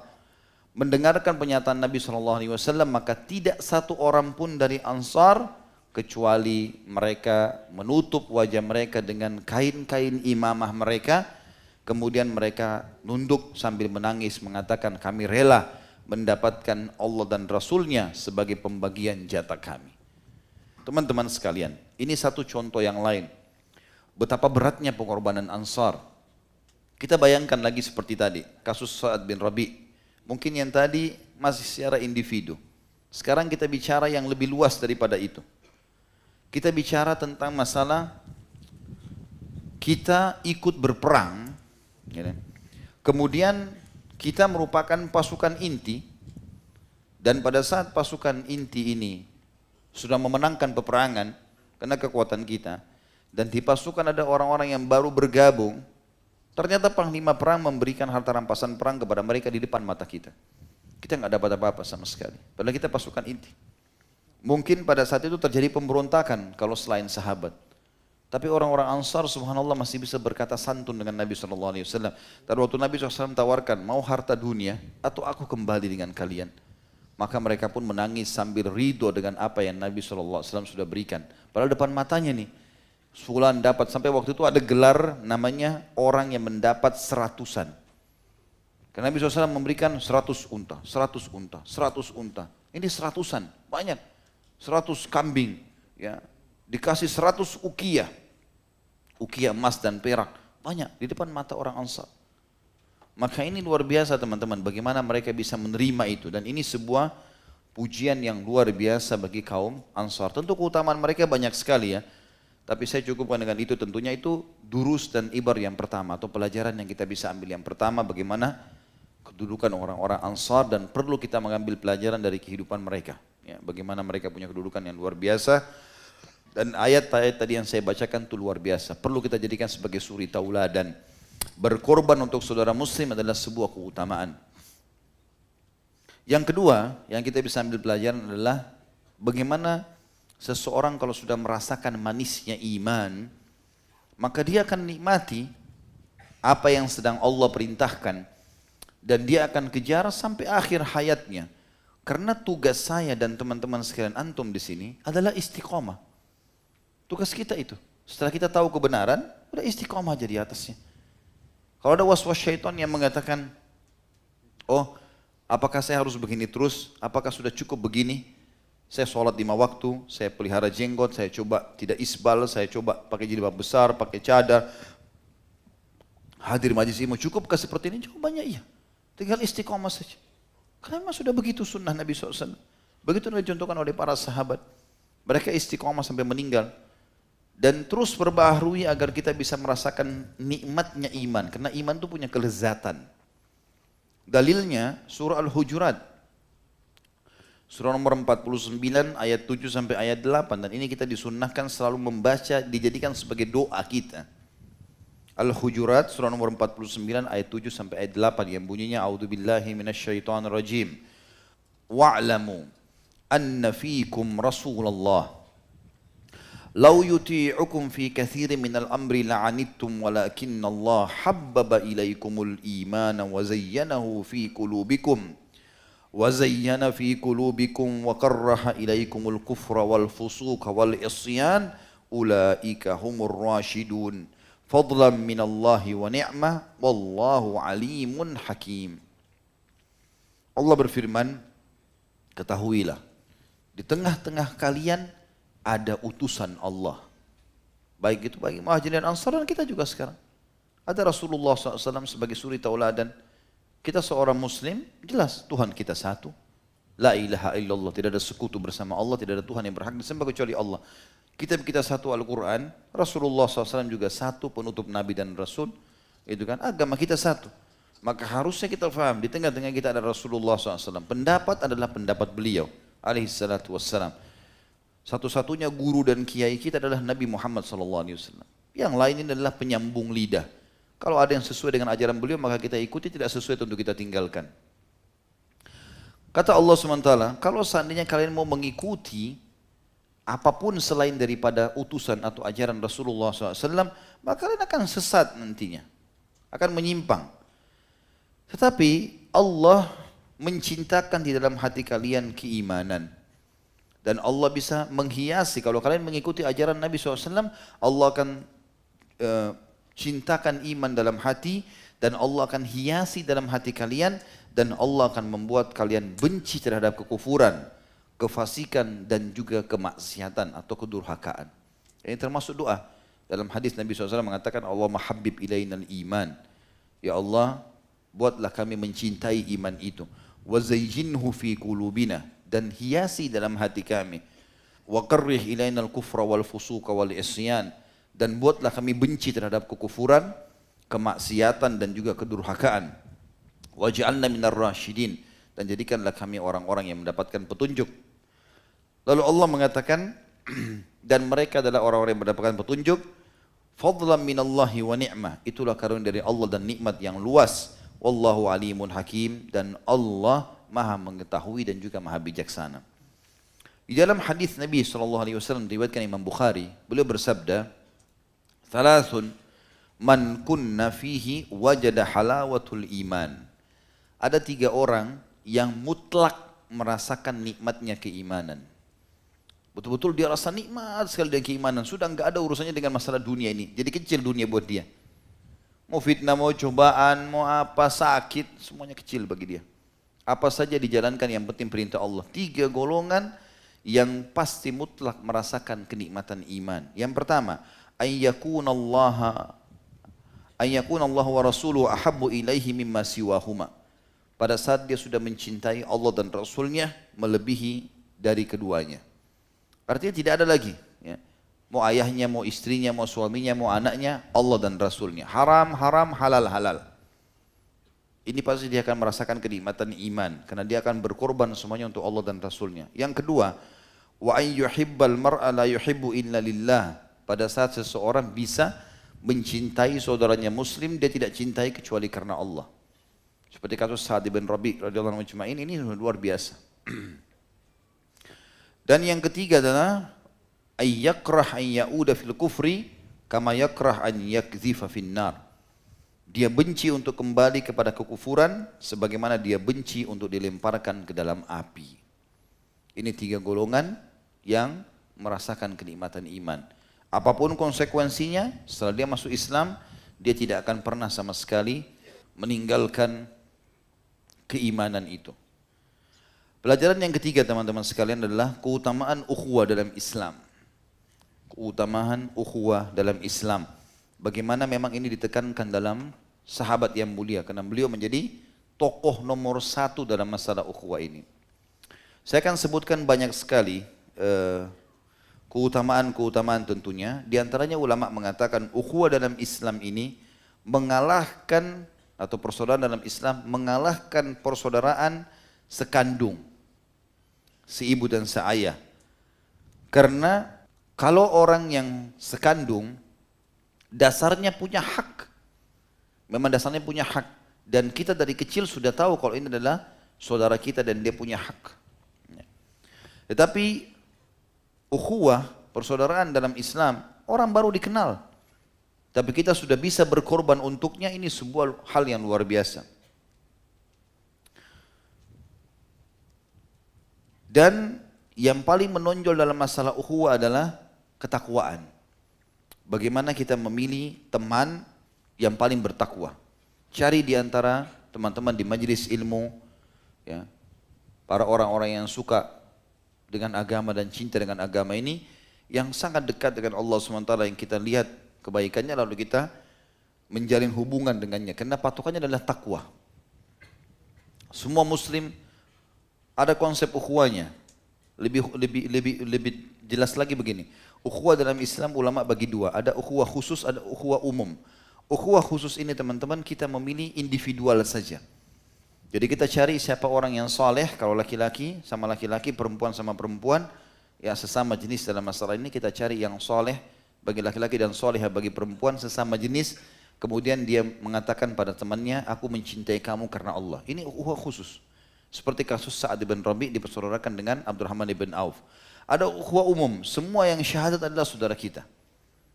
Jadi banyak hak-hak dia, seperti misalnya kalau dia ucapin salam dijawab, kalau dia sakit dijenguk, kalau dia meninggal diantar jenazahnya, kalau dia mengundang dijawab, ya. Kalau dia bersin dia mengatakan alhamdulillah, dikatakan yarhamkallah, dan seterusnya. Ya.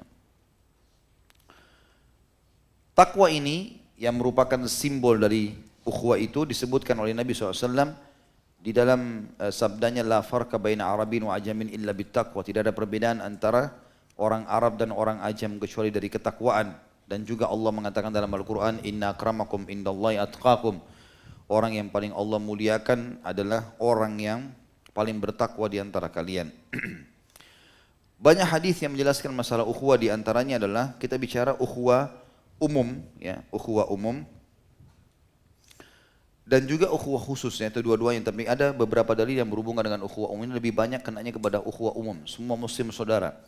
Di antaranya hadis Bukhari Muslim, kata Nabi SAW, al-mu'minu lil-mu'mini kal-bunyan yashuddu ba'duha ba'dha. Orang mukmin dengan mukmin yang lain adalah seperti satu bangunan yang menguatkan satu sama yang lain. Jadi tembok masjid ini tidak akan mungkin kokoh dan bisa berdiri seperti ini kecuali memang disatukan satu sama yang lain. Seperti itulah orang mukmin, harus saling menguatkan dan bukan menjatuhkan tentunya. Kemudian juga dalam hadis Bukhari Muslim yang lain kata Nabi SAW, mathalul mu'minina fi tawaddihim wa tarahumihim. Perumpamaan orang mukmin dikasih sayang atau kasih sayang di antara mereka, ya, perhatian di antara mereka, wa ta'atufihim, dan lemah lembut di antara mereka, kamathalil jasad, seperti satu badan, idza ishtaka minhu udwun tada'a sa'iral jasad bis-sahri wal humma. Yang mana kalau ada bagian tubuh yang sakit, maka tentu saja semua tubuh akan merasakan sakitnya dan juga demam. Ada beberapa adab yang harus kita tahu dalam masalah ukhuwah dalam Islam ini teman-teman sekalian. Yang pertama, seseorang harus mencintai muslim melebihi dirinya sendiri. Dan makna mencintai artinya tentu dia menginginkan kebaikan untuknya. Bahkan Nabi SAW memastikan mencintai muslim melebihi diri kita sendiri bagian daripada ibadah. Walaupun kita belum kenal dia.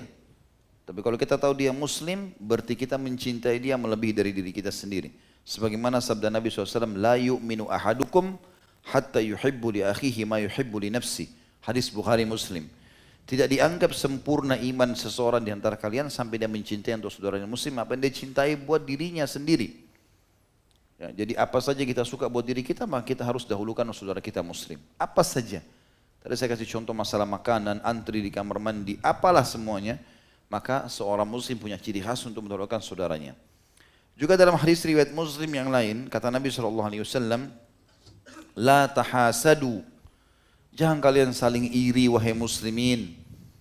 Ini lebih pintar, ini lebih gagah, ini lebih cantik, ini lebih kaya, ini. Jangan cemburu. Malah kita gembira saudara kita punya mendapatkan itu. Kata Nabi, la tahasadu. Jangan saling iri. Wala tanajashu. Dan jangan kalian saling berbentak-bentakan, bantah-bantahan. Ya, saudara muslim kita nasihati, dia mau dengar alhamdulillah, tidak dengar tinggalkan saja. Wala tabaghadu, jangan saling bermusuhan. Jangan saling bermusuhan. Wala tadabaru, jangan saling berjauhan.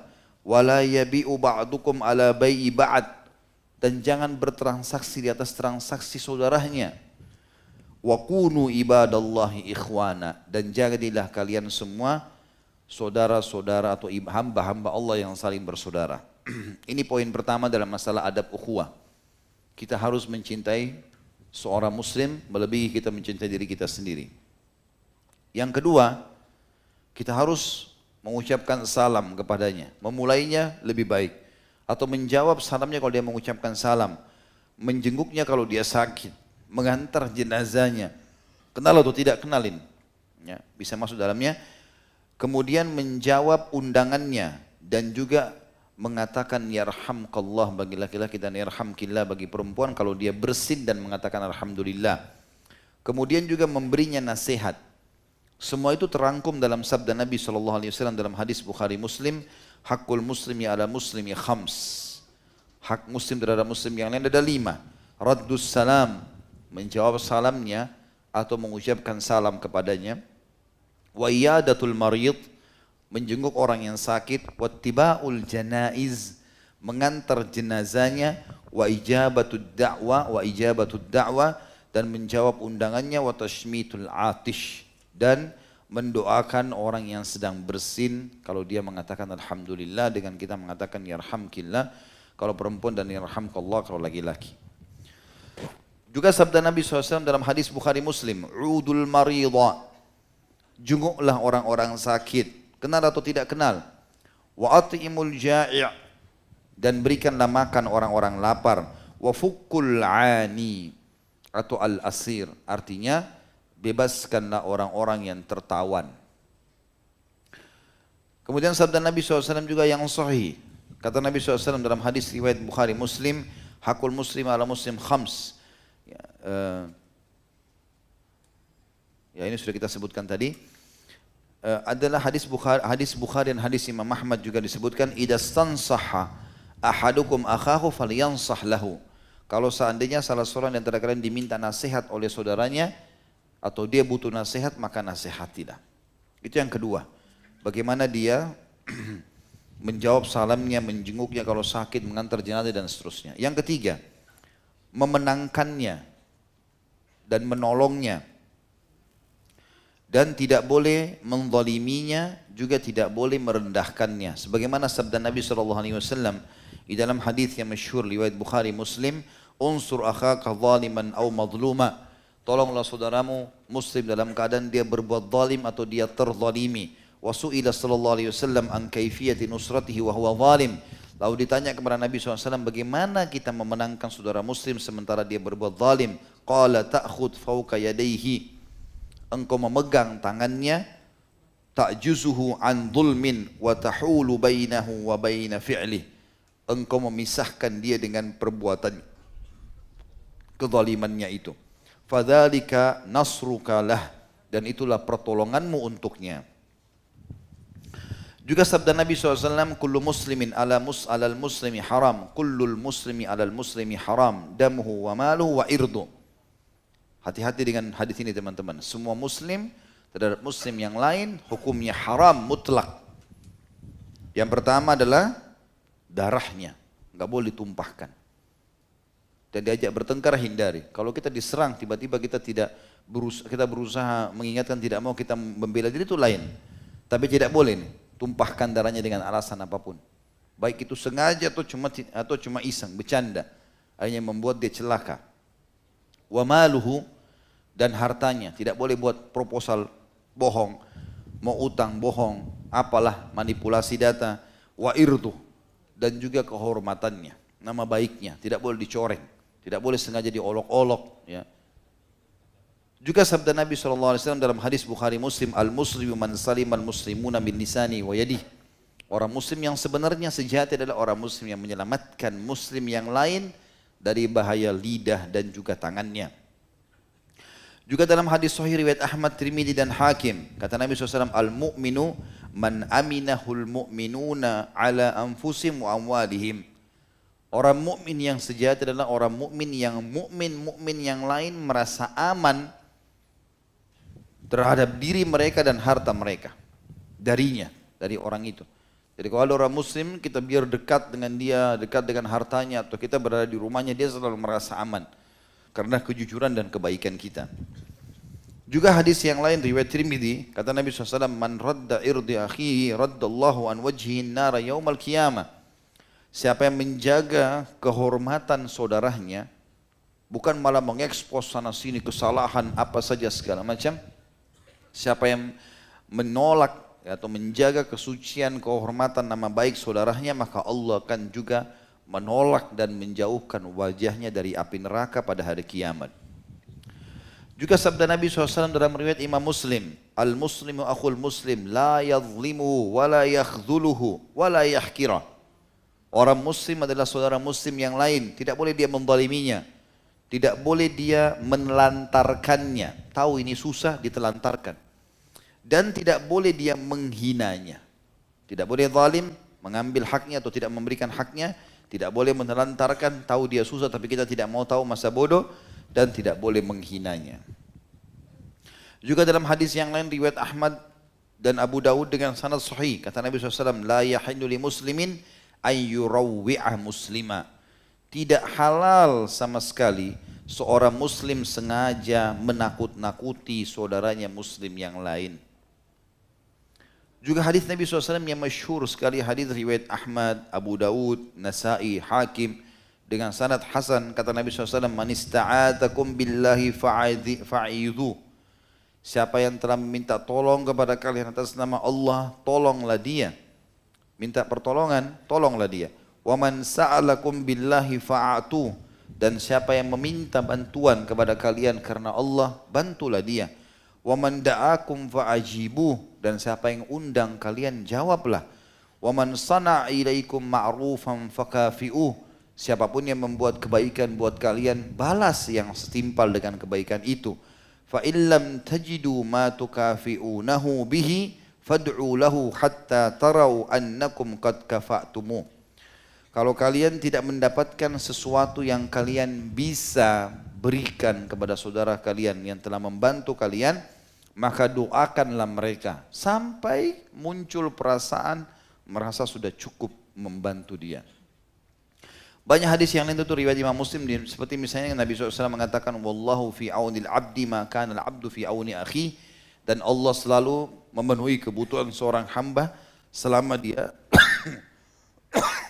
dan Allah akan memenuhi kebutuhan seorang hamba selama dia selalu memenuhi kebutuhan saudaranya muslim. Jadi semua muslim itu adalah ajang-ajang pahala kita. Ya, kalau kita lihat muslim ini adalah kesempatan luar biasa mendapatkan pahala dari dia. Itu tentu secara umum ya, adalah ukhuwah secara umum. Kalau kita bicara secara khusus tentu banyak sekali hadis. Di antaranya adalah hadis Nabi SAW yang berbunyi, hadis ini diriwayatkan oleh Imam Nasai, inna haulal arshi manabira min nur, alaiha qaumun libasuhum nur. Di sekitar arshnya Allah pada hari kiamat nanti akan ditemukan mimbar-mimbar dari cahaya. Di atasnya ada kaum berarti lebih daripada 3 orang, yang pakaian mereka pun cahaya, ujuhuhum nur, wajah mereka pun bercahaya, laisu bi anbiya'i wala syuhada. Mereka bukan para nabi-nabi, juga para syuhada. Yakbituhumun nabiyyuna wasyuhada. Bahkan sebaliknya, para nabi-nabi dan para syuhada merasa tanda kutip cemburu dengan mereka. Faqalu ya Rasulullah, sifhum lana. Maka para sahabat mengatakan, ya Rasulullah, coba sampaikan ciri mereka. Siapa orang-orang itu? Bukan nabi-nabi, bukan syuhada, tapi bisa membuat para nabi-nabi dan syuhada pun cemburu dengan mereka. Maka faqala, beliau berkata, al-mutahabbuna fillah. Mereka adalah orang yang saling mencintai karena Allah. Wal mutajalisuna fillah. Dan orang yang suka duduk bersama-sama karena Allah. Wal mutazawiruna fillah. Dan orang yang saling menziarahi karena Allah. Jangan pernah dianggap remeh poin-poin seperti ini karena penting sekali. Kita bisa mencintai karena Allah, duduk bersama-sama karena Allah, kayak hadir majelis ilmu begini, saling panggil satu sama yang lain, kemudian juga saling menziarahi karena Allah. Di dalam hadis Abu Dawud, Nabi SAW memastikan kesempurnaan iman orang justru karena cintanya pada saudaranya muslim itu. Kata Nabi SAW, man ahabba lillah wa abghada lillah, siapa yang mencintai karena Allah suruh cinta, maka dia cinta kepada orang-orang itu. Dan dia membenci karena Allah, dia benci karena orang ini ahli maksiat atau karena kafir, sudah dinasihatin gak mau dengar. Wa a'ta lillah, dan dia memberi karena Allah. Wa mana'a lillah, dan dia juga menahan karena Allah. Faqad istakmalal iman, dia telah menyempurnakan imannya. Kemudian ada beberapa hadis Nabi SAW yang dikatakan dalam hadis qudsi tentunya, dan hadis ini diriwayatkan oleh Imam Ahmad, Hakim, Tabarani dengan sanad sahih. Dalam hadis qudsi Allah berfirman, haqqat mahabbati lil mutahabbina fiyya, kecintaanku kata Allah akan aku berikan, dan yang berhak meraihnya adalah orang yang saling mencintai karena aku. Wa haqqat mahabbati lil mutawasilina fiyya, dan kecintaanku juga berhak diraih oleh orang-orang yang saling menjalin hubungan karena aku. Wa haqqat mahabbati lil mutanasihina fiyya, dan kecintaanku juga berhak untuk diraih oleh orang-orang yang saling memberi nasihat karena aku. Wa haqqat mahabbati lil mutazawirina fiyya, dan kecintaanku berhak diraih untuk orang-orang yang saling berkunjung karena aku.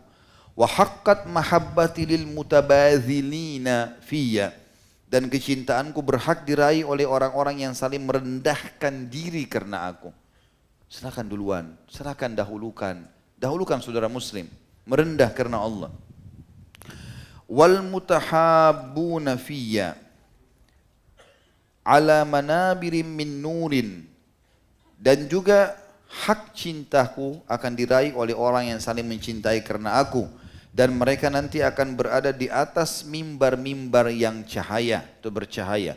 Yaghbituhum bimakanatihimul nabiyyuna wal wasdiquna wasyuhada, yang para nabi-nabi, para siddiq, orang-orang yang jujur, dan para syuhada mengidam-idamkan tempat mereka. Juga hadis yang mulia yang sudah masyhur, sab'atun yudhilluhumullah fi dhillihi yawma la dhilla illa dhilluh, 7 golongan yang pasti Allah naungan di bawah naungan, tidak ada naungan kecuali naungannya. Salah satunya adalah rajulani tahabba fillahi ijtama alaihi wa tafarraqa alaihi, 2 orang yang saling mencintai karena Allah. Hadis ini tentu Bukhari Muslim ya. 2 orang yang saling mencintai karena Allah, mereka bertemu dan berkumpul karenanya, jalan sama-sama karenanya, dan mereka berpisah juga karenanya. Juga hadis Nabi SAW yang berbunyi, dan hadis ini tentu diriwayatkan oleh Imam Muslim. Kata Nabi SAW, inna rajulan zara akhan lahu fillah, sesungguhnya ada orang yang pernah menziarahi saudaranya karena Allah. Fa arsadallahu lahu malaka, maka Allah mengutus kepadanya sosok malaikat tapi menjelma jadi manusia. Faqal, lalu malaikat itu bertanya kepadanya, aina turid, kau mau kemana? Qala, dia berkata, uridu an azura akhi fulana, aku ingin menziarahi saudaraku fulan. Faqala, lihajatin laka indah, apakah ada hajat duniawi yang kau lagi kejar dari dia? Qala la, dia mengatakan tidak. Qala li qarabatin bainaka wa bainah, apakah karena ada hubungan kerabat antara kamu dengan dia?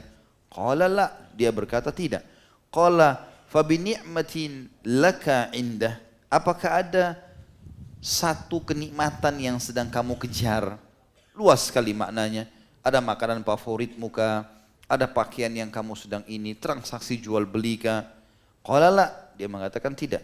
Qala fa bima, lalu malaikat berkata, kalau begitu kenapa kau datang? Kenapa kau ziarah saudaramu ini? Qala uhibbuhu fillah, karena aku mencintai dia karena Allah. Qala fa innallaha arsalani ilaika ukhbiruka bi annahu yuhibbuka li hubbika iyyahu wa qad aujaba lakal jannah. Ketahuilah, aku sosok malaikat yang diutus oleh Allah khusus untuk memberitahukan kepadamu bahwasanya dia Allah mencintaimu sebagaimana kau telah mencintai atau karena kau mencintai saudaramu itu, dan karena itu Allah menjanjikan bagimu surga. Ya. Jadi saling menziarahi karena Allah ini luar biasa. Yang keempat, pelajaran yang kita ambil tentang masalah keutamaan ithar. Keutamaan ithar. Ithar tadi yang saya bilang memaksakan diri. Ini luar biasa kisah-kisahnya ini. Pada saat turun firman Allah surah Al-Hasyr, surah nomor 59 ayat 9 tadi, yang sudah kita bacakan dari awal, saya ulangi lagi. A'udzubillahi minasyaitonirrajim. Walladzina tabawwa'u ad-dara wal imana min qablihim, dan orang-orang yang telah tinggal di Madinah ya, sebelum para muhajirin datang, yuhibbuna man hajara ilaihim, mereka sangat cinta atau mencintai para orang-orang yang hijrah kepada mereka.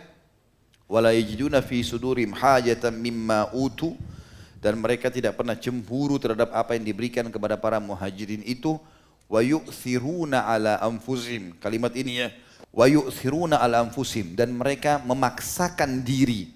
Kalimat ithar ini yang sedang kita bahas. Ala anfusihim walau kana bihim khasasah, walaupun mereka butuh sebenarnya. Wa may yuqa syuha nafsi fa ulaika humul muflihun, siapa yang sudah ditarik dari dirinya, ya, ini makna daripada yuqa, waqa.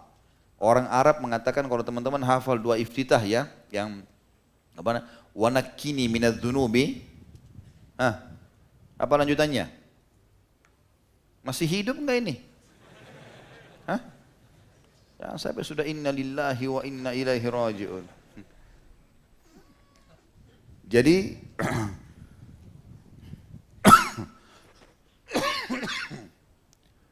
dalam doa iftitah dikatakan wa nakkini minadz-dzunubi kama yunakkas thawbul abyadu minad danas. Nakkini artinya selamatkan aku, waqa ya, artinya di orang Arab mengatakan, kalau dia mengatakan waqa itu dia membersihkan sesuatu sampai bersih mengkilat, itu namanya waqa. Jadi dikatakan wa may yuqa syuhha nafsihi, dan siapa yang dibersihkan dari hatinya, jiwanya sifat pelit, enggak ada lagi perhitungan di jalan Allah, langsung kasih, faulaika humul muflihun, mereka adalah orang-orang beruntung. Waktu turun firman Allah ini teman-teman, kalau antum hadir tadi dengarkan ayat ini masih ada keraguan, perhatikan bagaimana orang Ansar menerima ayat ini. Nu'man ibn Ajlan al-Ansari radhiyallahu anhu, sahabat Nabi yang mulia, berkata, nurahhib al-muhajirin wa naqul, kami pada saat itu mendengarkan ayat ini turun, maka kami mengatakan kepada para muhajirin, marhaban bil aishi ma'ana, selamat datang untuk hidup bersama kami. Wasatakununa aminun minal faqri ma'ana, dan kalian pasti akan aman dari kemiskinan karena hidup bersama kami. Lianna amwaluna wa buyutana lakum, karena seluruh harta kami dan rumah-rumah kami untuk kalian. Di dalam beberapa buku disebutkan, kanatil ansar tatasabaq fi itharil lil muhajirin. Orang-orang Ansar berlumba-lumba dalam memaksakan diri melayani orang-orang muhajirin.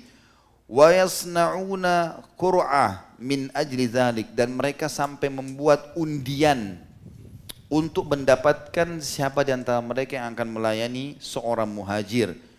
Yuksimuna thamrata hadikatihim, mereka membagi hasil-hasil panen kebun-kebun mereka. Wa yaquluna lin nabi sallallahu alaihi wasallam, dan mereka berkata kepada Nabi sallallahu alaihi wasallam, khudh buyutana li ikhwanina, ambillah rumah-rumah kami buat saudara-saudara kami ini ya Rasulullah. Bilang aja, rumahmu ini keluar, masukkan muhajir, kami akan kasih. Makramah bin Sulaiman radhiyallahu berkata, wadah atau nampan yang besar miliknya Sa'ad ibn Ubadah radhiyallahu anhu selalu ada di hadapan Nabi SAW dari pertama kali beliau hijrah sampai beliau wafat. Artinya orang-orang Arab dulu kalau mau makan di rumahnya untuk dia supaya dia puas makan, dia punya nampan sendiri, dia makan sama keluarganya. Tapi semenjak hijrahnya Nabi SAW ke Madinah, maka selalu Sa'ad ibn Ubadah meletakkan nampan besarnya, makanan yang paling pertama, yang paling mewah di rumahnya itu dikasih di hadapan Nabi SAW. Dan beliau sendiri makan biasa, dan itu setiap hari. Dari pertama Nabi SAW hijrah sampai akhirnya Nabi SAW wafat. Ummu Ala radhiyallahu anha, seorang wanita Ansar, telah membaiat Rasulullah SAW, mengabarkan kepada Kharijah bin Zaid bin Thabit bahwa Uthman bin Mad'un radhiyallahu anhum tinggal di rumah Ansar secara bergiliran.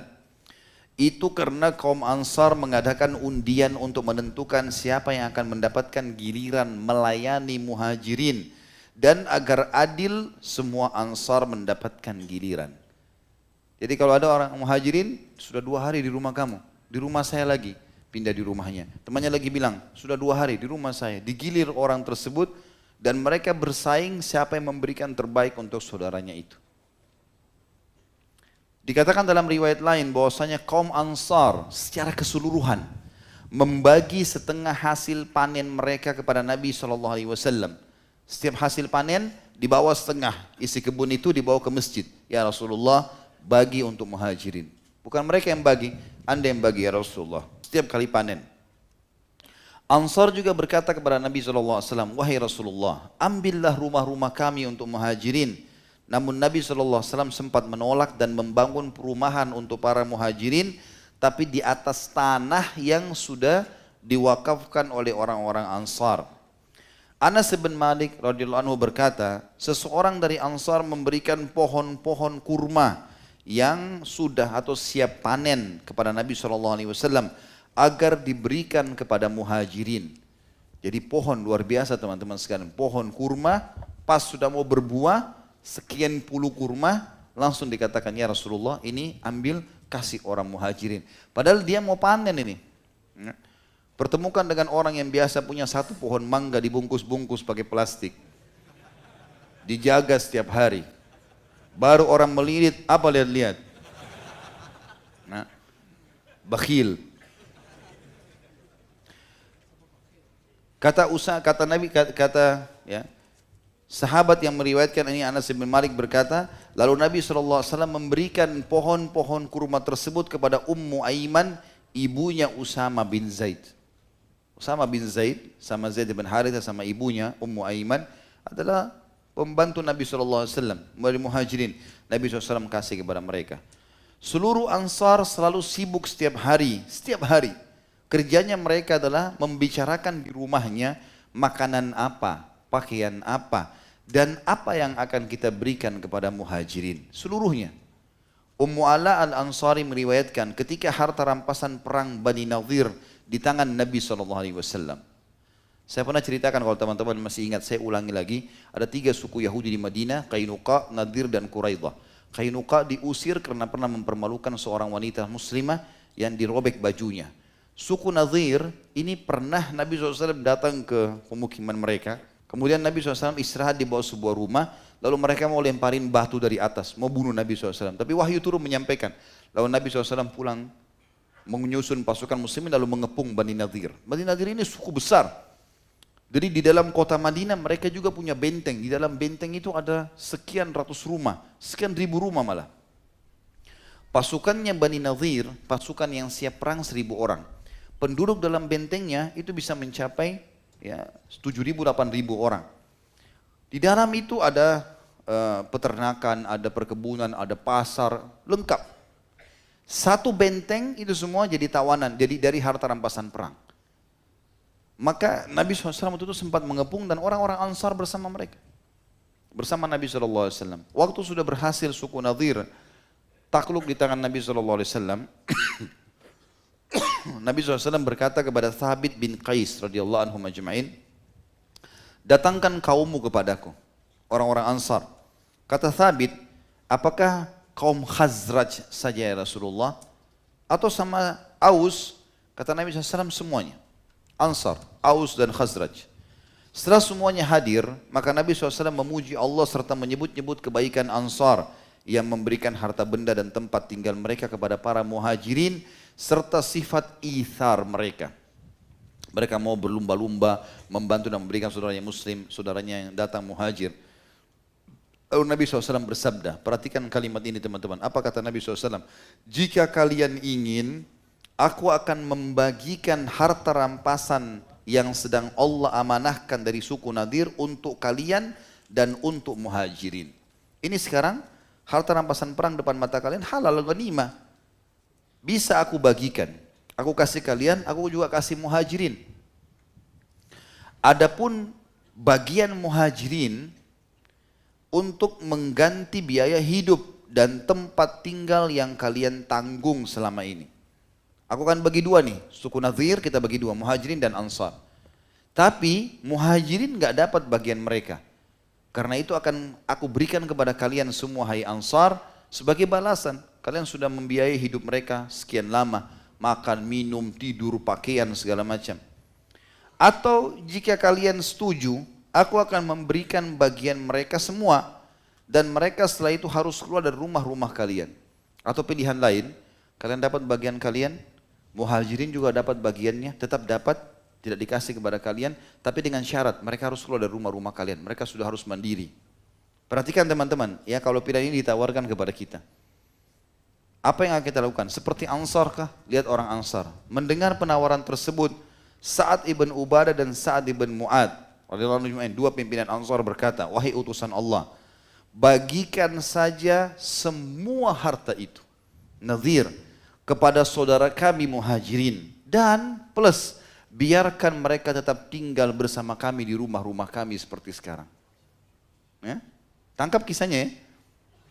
Hah? Hadir enggak ini? Ini penting sekali. Ya?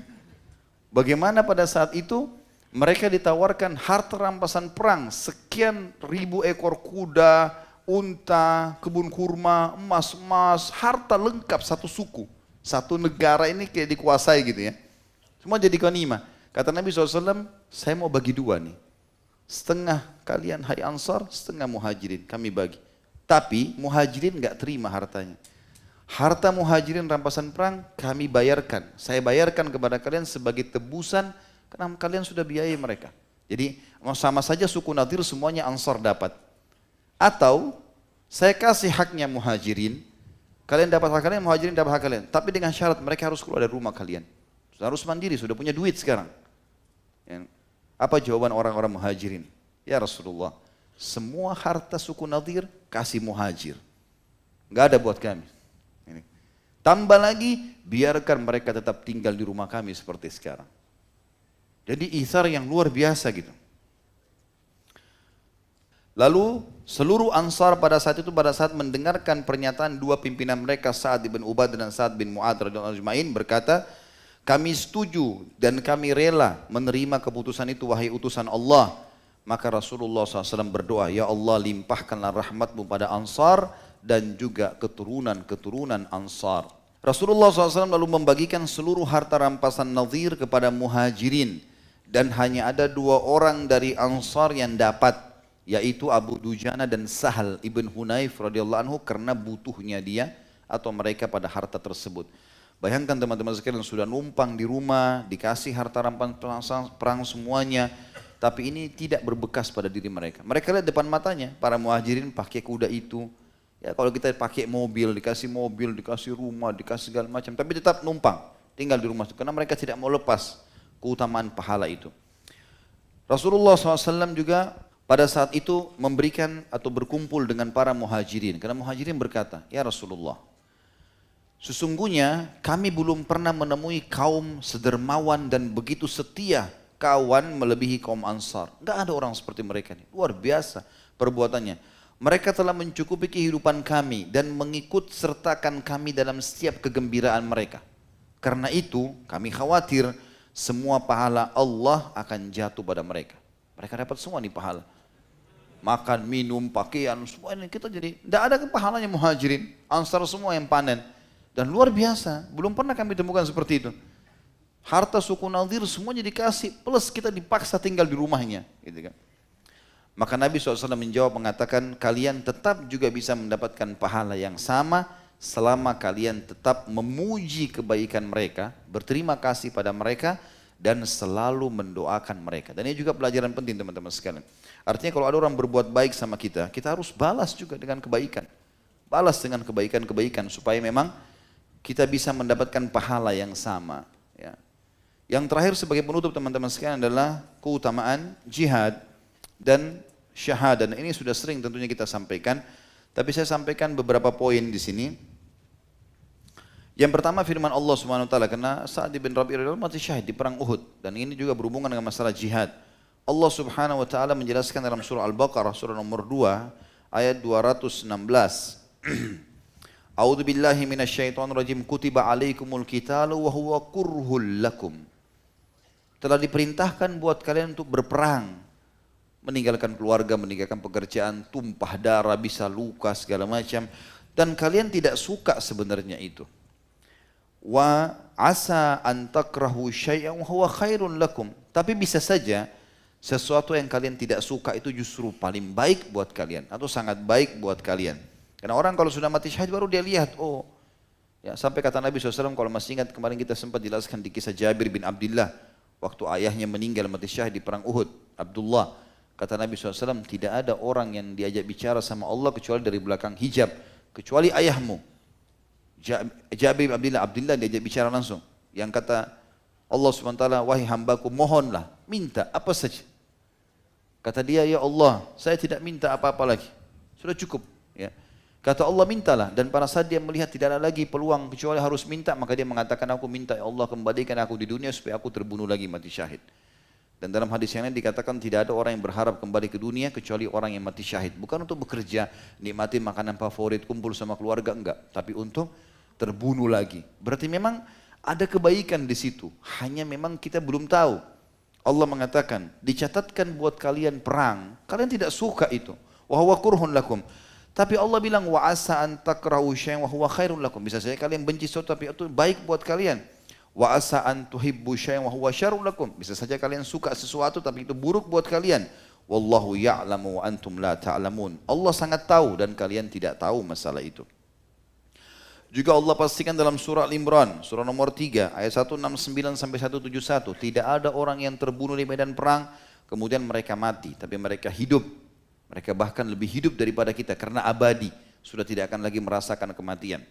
Allah mengatakan, a'udzubillahi minasyaitonirrajim, Al-Imran, surah nomor 3, 169 sampai 171, وَلَا تَحْسَبَنَّ الَّذِينَ قُتِلُوا فِي سَبِيلِ اللَّهِ أَمْوَاتًا. Jangan pernah kalian mengira orang yang terbunuh di jalan Allah itu mati. Bal ahya'un inda rabbihim yurzaqun, tapi mereka hidup di sisi Tuhan mereka dan mereka sedang diberikan rezeki yang luas. Farihina bima atahumullah min fadlih, dan mereka sangat gembira terhadap apa yang Allah karuniakan kepada mereka. Wa yastabshiruna billadzina lam yalhaqu bihim, dan mereka mengirim berita gembira kepada semua, termasuk kita di masjid ini yang mendengarkan ceramah kita. Dari ayat ini mereka mengirim berita gembira kepada orang-orang yang belum menyusul mereka. Min khalfihim, setelah mereka yang masih hidup, alla khaufun alaihim walahum yahzanun. Jangan pernah mereka takut dan jangan juga mereka sedih. Yastabshiruna bi ni'matin minallahi wa fadlin wa anna Allah la yudhi'u ajral mu'minin. Mereka menyampaikan berita gembira tentang nikmat-nikmat Allah yang melimpah yang telah mereka rasakan, dan bahwasanya Allah tidak akan menyia-nyiakan pahala orang-orang yang beriman. Juga ditanya kepada Nabi SAW dalam hadis yang sahih riwayat Bukhari Muslim, ma ya'dilul jihad, apa yang bisa menyamai pahala jihad? Faqala la tastati'un, kalian tidak akan mampu mendapatkan. Fa'adu alaihi marrataini aw thalatha, maka mereka mengulangi kepada Nabi SAW pertanyaan tersebut 2-3 kali. Kullu dzalika yaqulu la tastati'una, kalian tidak akan pernah mampu. Semua 3 kali pertanyaan tersebut Nabi mengatakan tidak bisa ada yang disamakan. Tsumma qala, kemudian beliau bersabda, mathalul mujahidi fi sabilillah, perumpamaan orang yang sedang berjihad di jalan Allah, kamathalis shaimil qaimil qanit bi ayatillah, la yafturu min salatin wa siyamin hatta yarji'ul mujahida fi sabilillah. Hadis sahih riwayat Bukhari. Perumpamaan orang mujahid itu seperti orang yang sedang puasa dan sibuk dengan sholat malam, berikut khusyuk membaca ayat-ayat Al-Quran, yang tidak pernah berhenti sholatnya dan puasanya, dan itu terus dicatatkan pahala sampai dia pulang ke rumahnya kembali. Seperti dia puasa, dia sholat malam full, tidak ada tidurnya, semuanya dengan ibadah dan rutin membaca Al-Quran sampai dia kembali. Walaupun dia tidak mengerjakan itu, tapi dikasih pahala seperti itu. Dalam hadis Bukhari Muslim yang lain dikatakan, Su'ilan Nabi SAW an ayu amalin afdal, ditanya kepada Nabi SAW amal apa yang paling afdal, qala al-imanu billah, yang paling afdal beriman kepada Allah, wa rasulih, dan pada rasulnya, thumma ay, ditanya apa lagi ya Rasulullah, qala al-jihadu fi sabilillah, dikatakan jihad di jalan Allah. Juga dalam hadis riwayat Muslim dikatakan, makbarat qadama abdin fi sabilillah fatamassuhun nar, tidak akan pernah disentuh api neraka dua telapak kaki yang tersentuh dengan debu medan perang.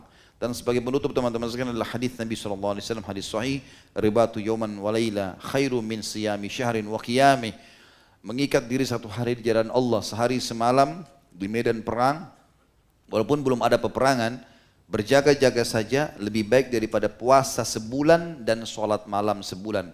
Satu harinya sama dengan puasa dan sholat malam sebulan penuh. Wa imma tafihi jara alaihi amalu, dan kalau dia meninggal pada saat dia sedang ribat, mengikat diri untuk berperang, maka seluruh amal soleh yang pernah dia kerjakan tetap digulirkan pahalanya.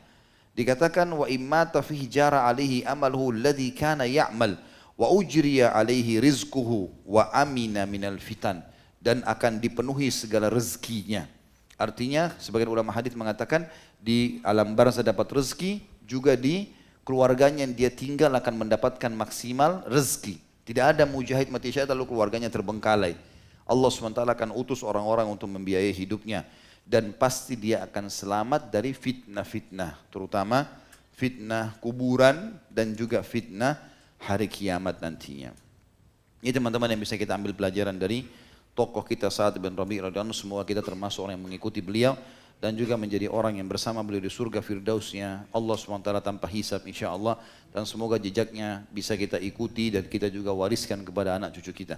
Baik, begitu saja Bapak Ibu sekalian, kita berdoa kepada Allah SWT semoga majelis kita diberkahi olehnya dan dijadikan sebagai tambahan amal kita pada hari kiamat, dan semoga seluruh amal yang pernah kita kerjakan tidak terkecuali sunnah ataupun wajib, semuanya diberikan pahala yang sempurna sampai menjelang ajal datang nanti. Dan juga semoga semua dosa yang pernah kita kerjakan sengaja tidak sengaja, samar ataupun nyata, besar ataupun kecil, diganti dengan kemakmuran Allah menjadi pahala. Tidak pernah kita lupa doakan Indonesia menjadi negara yang aman, tentram, damai, dan seluruh wilayah kaum muslimin, serta Allah karuniakan pemimpin muslim yang adil, yang kembali kepada Al-Quran dan Sunnah, serta semua utang negara kita ini dilunasi oleh Allah dengan semudah-mudahnya, dan juga diberkahi seluruh wilayahnya, dikeluarkan oleh Allah SWT rezekinya. Dan juga kita doakan saudara kita di Palestina, di Syria, di Yaman, di Irak, di Myanmar, di Ahsa, dimanapun bagaimana sedang tertindas, semoga Allah ikhlaskan niat mereka, terima para syuhada mereka, bolehkan Islam di tangan mereka dan tangan kita semua, dan semoga Allah ikut sertakan kita bersama mereka di pahala, baik dengan doa, dengan harta juga dengan jiwa kita, dan semoga Allah menyatukan kita semua yang hadiri majlis ini atau di masjid ini, dan juga yang mendengarkan ceramah kita secara live ataupun yang mengulangi ceramah ini, semuanya disatukan di surga firdausnya tanpa hisab, mana islam kita di majlis ilmu yang mulia ini. Subhanakallahumma bihamdika asyhadu an la ilaha illa anta astaghfiruka wa atubu ilaik. Wassalamualaikum warahmatullahi wabarakatuh.